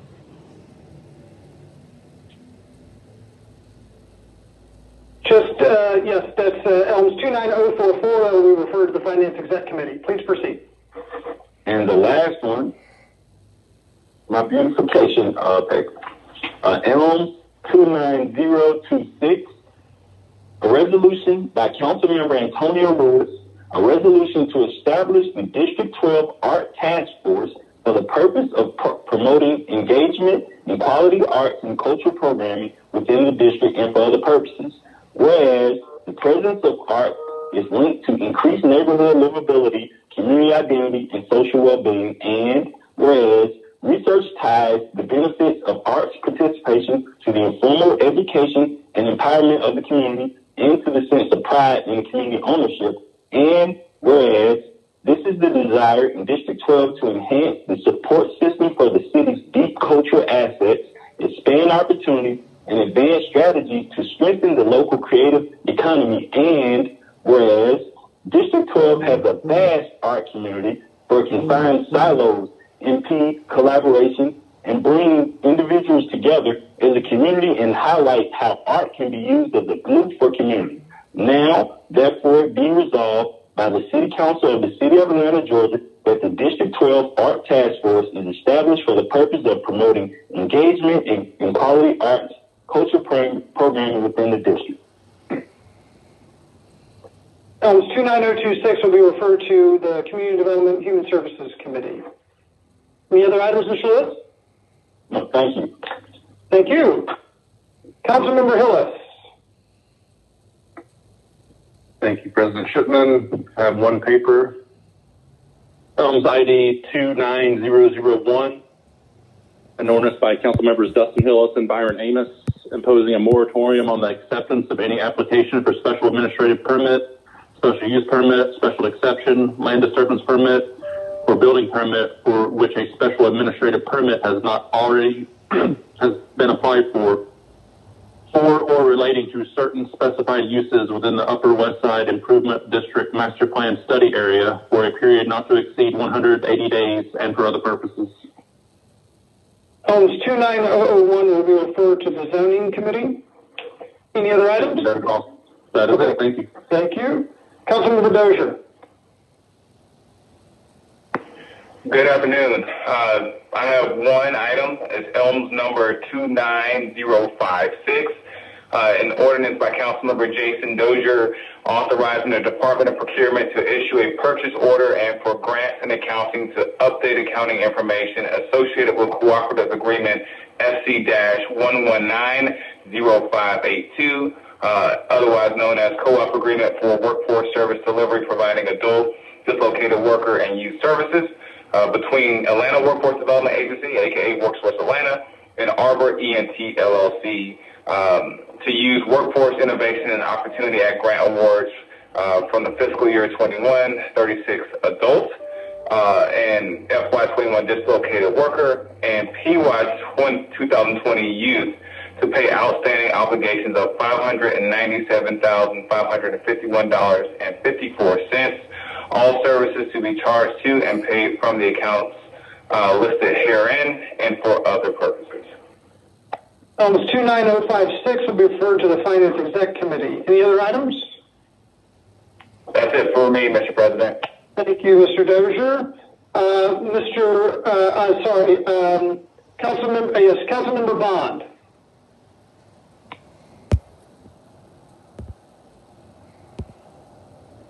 Thank you, Mr. President. First paper, ELMS number 29061, an ordinance by Councilmember Michael Julian Bond, authorizing the Chief Financial Officer to allocate funds for the Vietnam Veterans Memorial in Piedmont Park for the 2022 infrastructure bonds for the Horizontal Projects Council discretionary account and for other purposes. Items 29061 will be referred to, jointly referred to Community Development and Finance Exec. Please proceed.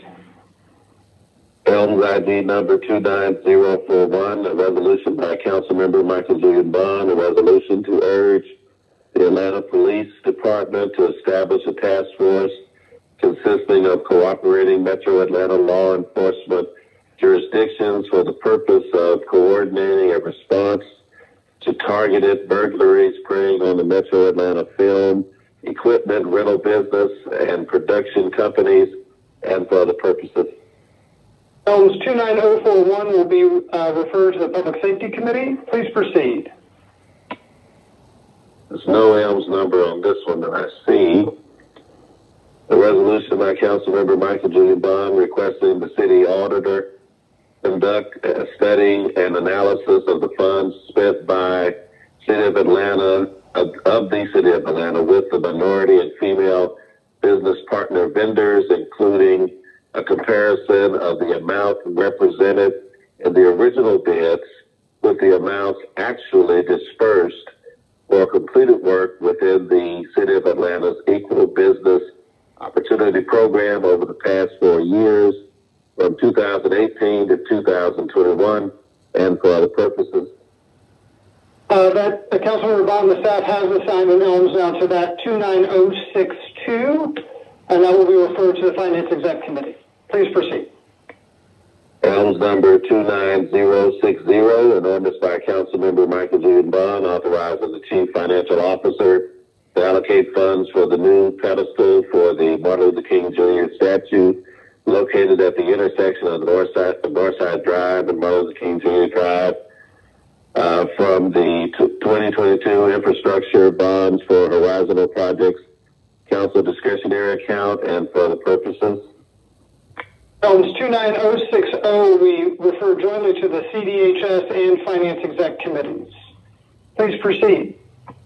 ELMS number 29065, an ordinance by Councilmember Michael Julian Bond, an ordinance to amend the charter of the City of Atlanta, Georgia, 1996 laws P4469, and sequestered adopted under the virtue of the authority of the Municipal Rule Act of 1965, OCGA, Section 36-35-1, as amended Part 1, Charter and Related Laws, Subpart of Charter, Article 2, Legislative, Chapter 2, President of Council, Powers and Duties, Limitations, so to prohibit appointments where a member of council could contend for the same appointment and for other purposes.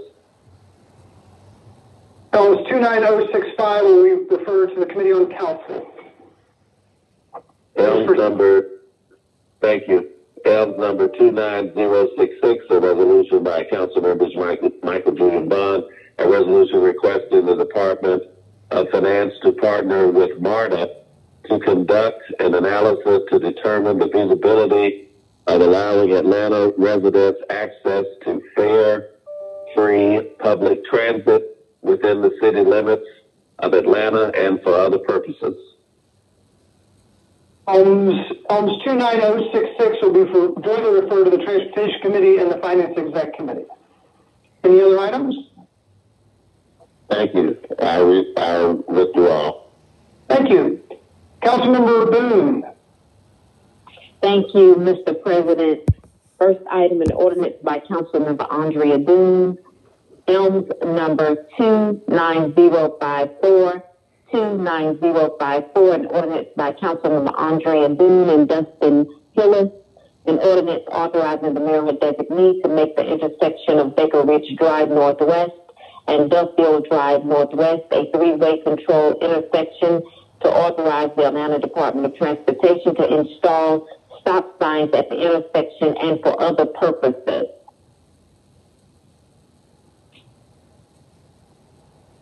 Just want to clarify, Councilmember Boone, I have that as Elms 29047. Okay, I have 290. Okay, so we have both. Okay, correct. 29047. Okay. Elms 29047 will be referred to the Transportation Committee. Please proceed. Thank you, Mr. President. Next item, Elms number 29053. 29053, an ordinance by Councilmember Andrea L. Boone, an ordinance authorizing the mayor on behalf of the Atlanta Workforce Development Agency, Workforce Atlanta, to amend Cooperative Agreement FC 1190582, agreement for workforce service delivery providing adult dislocated worker and youth services with Arbor ENT LLC, Equus Workforce Solutions to reduce Workforce Innovation and Opportunity Act grant funding allocations from FY21 dislocated worker and increase the adult program. All services to be charged to and paid from the accounts listed herein and for other purposes. Elms number 29053 will be referred to the Community Development and Human Services Committee. Any other items? Thank you, Mr. President. Thank you. Councilmember Bakhtiari. Yes, thank you, Council President. Mr. President, I have 11 papers to read in. I'll go ahead and start. Elms number 29037, an ordinance by Councilmember Liliana Bakhtiari, an ordinance to amend Chapter 114, Article 5, Division 1, to create a new section 114-90 to be titled I Speak ATL Language Access Training, to require that all elected officials, part-time, full-time, and contract employees of the City of Atlanta shall be required to undergo I Speak ATL Language Access Training on an annual basis, to require that the Department of Human Resources shall be responsible for maintaining and implementing the required annual I Speak ATL Language Access Training, and for other purposes. 29037 will be referred to the Finance Exec Committee. Please proceed. This is a resolution that does not have an Elms number that I see. A resolution by Councilmember Liliana Bakhtiari, a resolution in support of Senate Bill 403 to enact the Georgia Behavioral Health Peace Officer Responding Act, which will establish a collaboration between law enforcement agencies and behavioral health specialists to decriminalize mental health and for other purposes. Councilmember Bakhtiari, I believe the staff has assigned that now to Elms 28994. And that will be referred to the Finance Exec Committee. Got it. Thank you. Next paper, Elms ID 28877, an ordinance by Councilmember Liliana Bakhtiari, an ordinance to provide for the annexation of property located at 2071 Kavanaugh Avenue Southeast 2080 Kavanaugh Avenue Southeast, 2083 Kavanaugh Avenue Southeast, and 2084 Kavanaugh Avenue Southeast, Atlanta, Georgia, 30316, into the corporate limits of the City of Atlanta, Georgia, pursuant to the 100% method, to extend the boundaries of the Atlanta Independent School System, to notify the Department of Community Affairs of the State of Georgia of such annexation, and for other purposes. Elms 28877 will be referred to the Finance Exec Committee. Please proceed. Elms ID 28878, an ordinance by Councilmember Liliana Bakhtiari, an ordinance to zone property located at 2071 Kavanaugh Avenue Southeast, 2080 Kavanaugh Avenue Southeast, and 2083 Kavanaugh Avenue Southeast, and 2084 Kavanaugh Avenue Southeast, Atlanta, Georgia, 30316, to the R4 Single Family Residential Zoning District, and for other purposes. Elms 28878 will be referred to the zoning and to the ZRB. Please proceed. Thank you. Elms ID 28879, an ordinance by Councilmember Liliana Bakhtiari, an ordinance to amend the land use element of the 2016 City of Atlanta Comprehensive Development Plan so as to designate property at 2071 Kavanaugh Avenue Southeast, 2080 Kavanaugh Avenue Southeast, 2083 Kavanaugh Avenue Southeast, and 2084 Kavanaugh Avenue Southeast, Atlanta, Georgia, to the single-family residential land use designation and for other purposes. 28879 will be referred to the Community Development Human Services Committee. Please proceed. Elms ID 28871, an ordinance by Councilmember Liliana Bakhtiari, an ordinance to provide for the annexation of property located at 2001 Glenwood Avenue Southeast, 2007 Glenwood Avenue Southeast, and 2013 Glenwood Avenue Southeast, Atlanta, Georgia, 30316, into the corporate limits of the City of Atlanta, Georgia, pursuant to the 100% method, to extend the boundaries of the Atlanta Independent School System, to notify the Department of Community Affairs of the State of Georgia of such annexation, and for other purposes. Elms 28871 will be referred to the Finance Exec Committee. Please proceed. Elms ID 28872, an ordinance by Councilmember Liliana Bakhtiari, an ordinance to zone property located at 2001 Glenwood Avenue Southeast, 2007 Glenwood Avenue Southeast, and 2013 Glenwood Avenue Southeast, Atlanta, Georgia, 30316, to the R4 Single Family Residential Zoning District, and for other purposes. Elms 28872 will be referred to the Zoning Committee and the ZRB. Please proceed. Elms ID 28873, an ordinance by Councilmember Liliana Bakhtiari, an ordinance to amend the land use element of the 2016 City of Atlanta Comprehensive Development Plan so as to designate property at 2001 Glenwood Avenue Southeast, 2007 Glenwood Avenue Southeast, and 2013 Glenwood Avenue Southeast, Atlanta, Georgia, to the single-family residential land use designation and for other purposes. Elms 28873 will be referred to Community Development Human Services Committee. Please proceed. Elms ID 28874, an ordinance by Councilmember Liliana Bakhtiari, an ordinance to provide for the annexation of property located at 2014 Swavey Drive, Decatur, Georgia, 30032, into the corporate limits of the City of Atlanta, Georgia, pursuant to the 100% method, to extend the boundaries of the Atlanta Independent School System, to notify the Department of Community Affairs of the State of Georgia of such annexation and for other purposes. Elms 28874 will be referred to the Finance Exec Committee. Please proceed. Elms ID 28875, an ordinance by Councilmember Liliana Bakhtiari, an ordinance to zone property located at 2014 Swavey Drive, Decatur, Georgia, 30032, to the R4 Single Family Residential Zoning District and for other purposes. Elms 28875 will be referred to the Zoning Committee and the ZRB. Please proceed. Elms ID 28876, an ordinance by Councilmember Liliana Bakhtiari, an ordinance to amend the land use element of the 2016 City of Atlanta Comprehensive Development Plan so as to designate property at 2014 Swavey Drive, Decatur, Georgia, to the single-family residential land use designation and for other purposes. Elms 28876 will be referred to the Community Development Human Services Committee. Any other items? That is all for me, Council President. Thank you.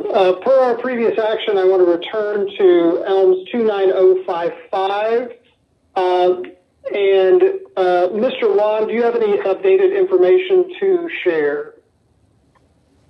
Yes, Mr. President and colleagues, I received notice from the administration. I'm trying to pull it up right now regarding the where the city stands with this current cycle of LCI applications. There is another one that is going to be submitted as well. West End is planning for a complete street on Ralph David Abernathy. but planning has stated that both funds could be funded, so there would not be any sort of displacement worry with being able to take both and submit those for next week. So I appreciate colleagues letting me take the time to find that out. Thank you, Councilmember Juan. Councilmember Overstreet. Thank you for that information, Councilmember Juan, and I'm supportive. Any other discussion?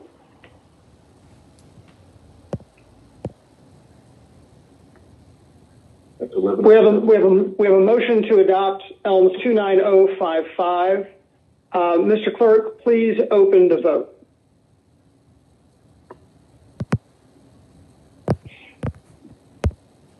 Please hold.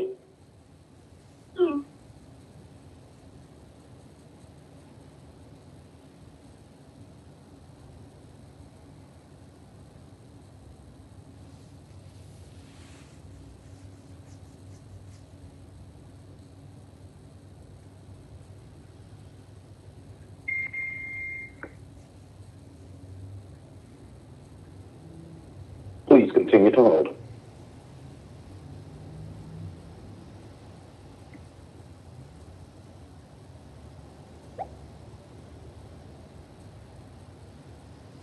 The vote is now open.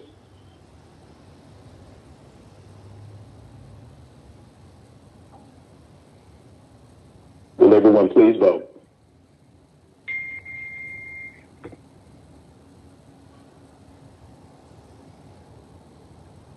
Reflecting votes.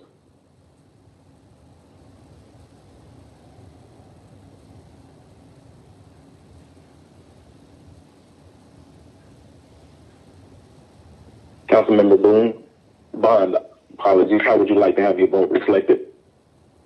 Aye. Councilmember Westmoreland? In favor. Councilmember Shook?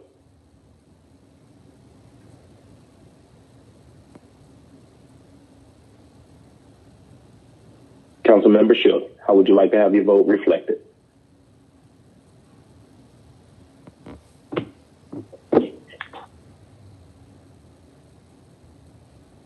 Councilmember Waits? Aye, please.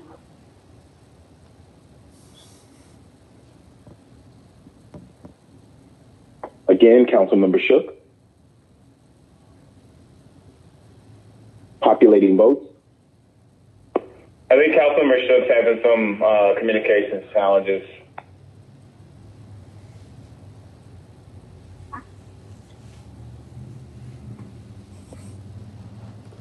The vote is now closed.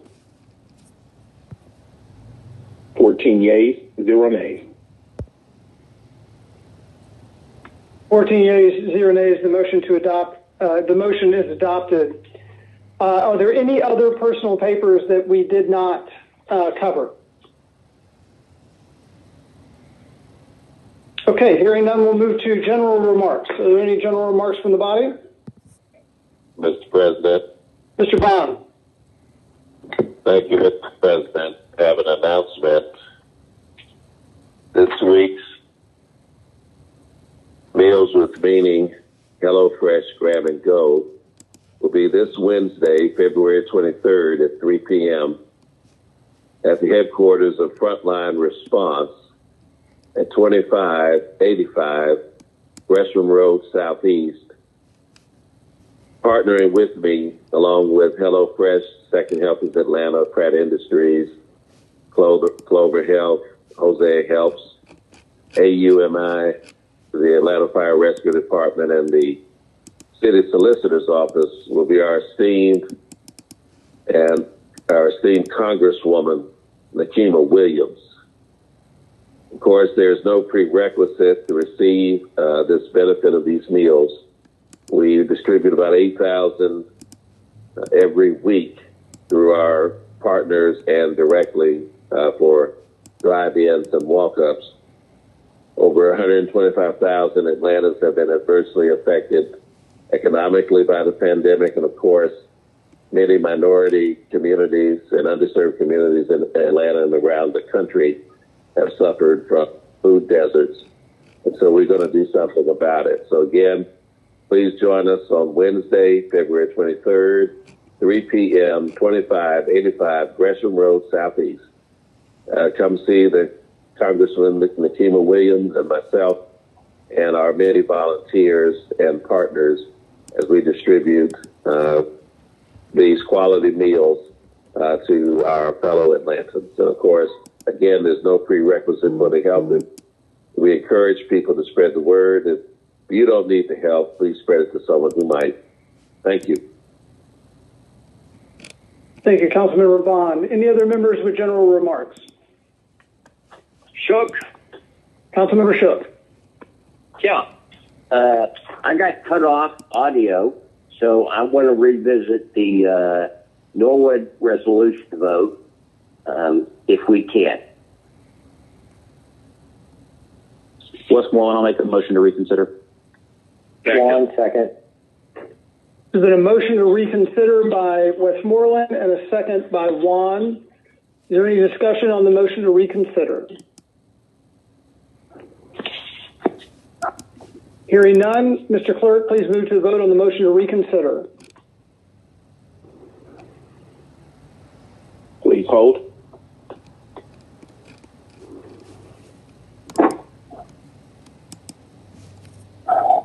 The vote is open.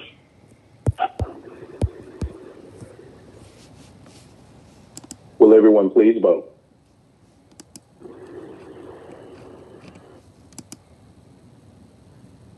Reflecting votes.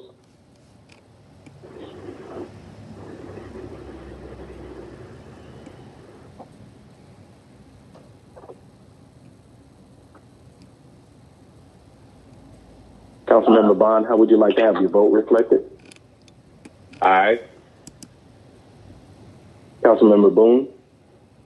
Yes. Councilmember Amos?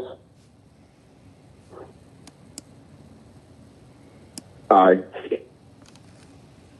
Councilmember Shook? Aye. Councilmember Waite? Aye. Populated vote.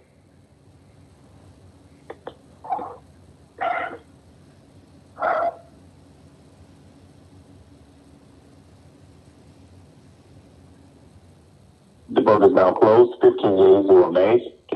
15 yeas, 0 nays. The reconsider is adopted. Mr. Lewis, you want to speak to the main motion? Yes, I voted in favor, but I just wanted to make the record reflect that we need to keep this consistency going, which we can immediately consider things from here on out. Thank you, Mr. Lewis. Any other discussion on Elms 29055? Yeah, Shook? Yes, Councilmember Shook, go ahead. Yeah, hey, Ms. Norwood, how come you didn't socialize this with anybody? You represent the only district with congestion problems?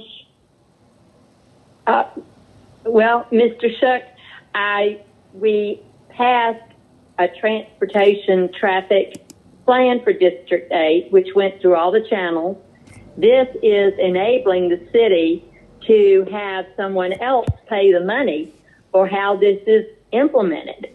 And since we have the matching grant, the city grant already secured, no city funds will be used. So this was a way for us to leverage, and it has been communicated with the Buckhead CID, with Livable Buckhead, and with organizations throughout. So we know, so yes, it has been communicated. I apologize that you are not aware of it, not being on the Transportation Committee. Okay. So, other abutting districts have no congestion problems. Is that what you're saying? I am the District 8 council person. I have, when we had the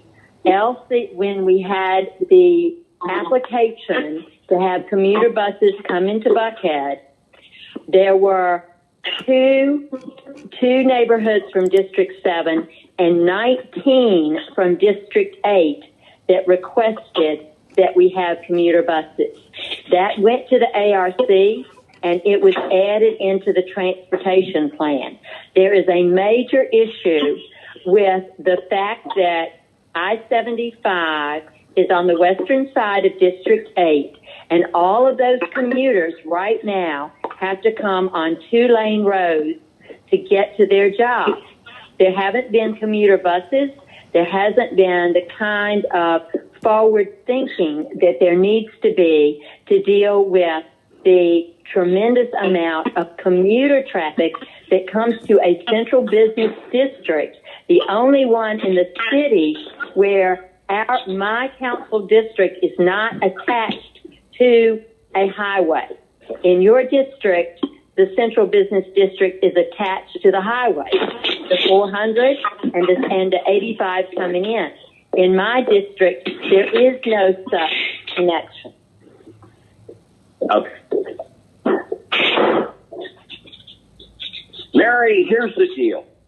In the future, you need to discuss this stuff like this with me first. Got it? I will be delighted. Yeah. In the meantime, what do I have to do to record myself as a no vote?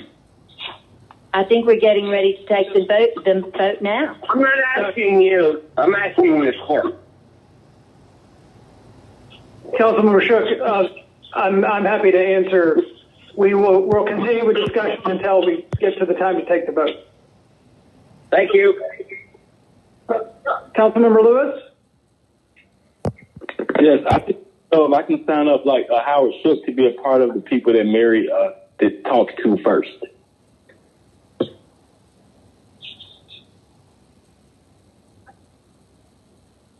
Thank you, Mr. Lewis.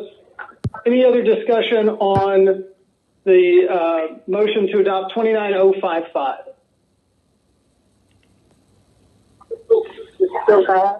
With no further discussion, we'll move to a vote. Mr. Clerk, please prepare the vote on the adoption of ELMS 29055.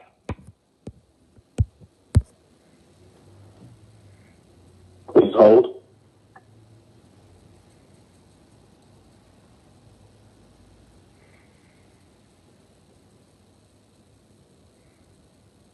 The vote is now open.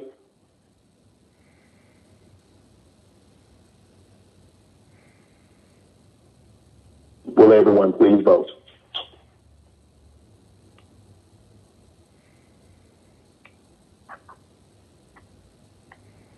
Reflecting votes.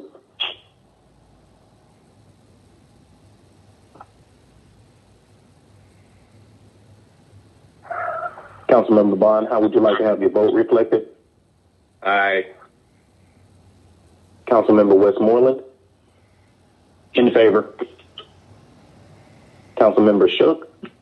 Nay. Councilmember Waite? Aye.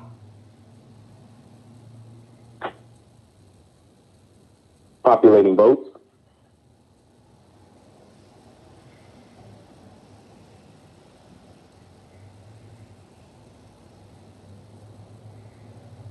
Yeas, 1 nay. The vote is closed. 14 yeas, 1 nay. The motion to adopt 29055 passes. We'll return to general remarks. Any other general remarks from members of the body?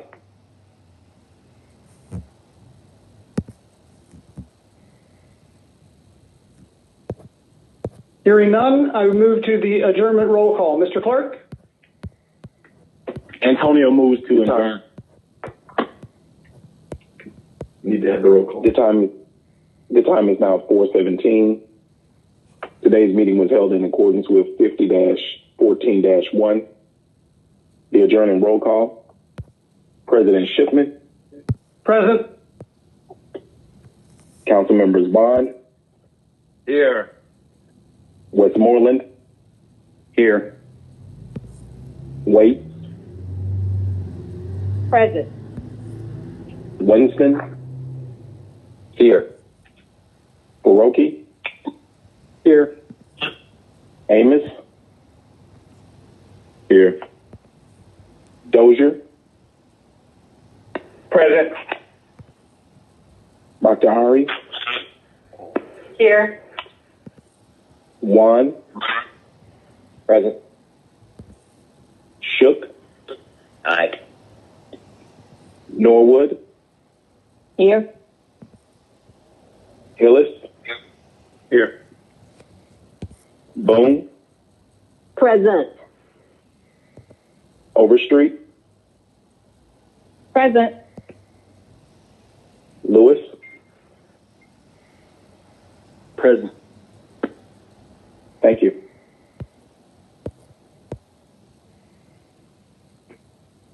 Now I'll entertain your motion to adjourn, Mr. Lewis.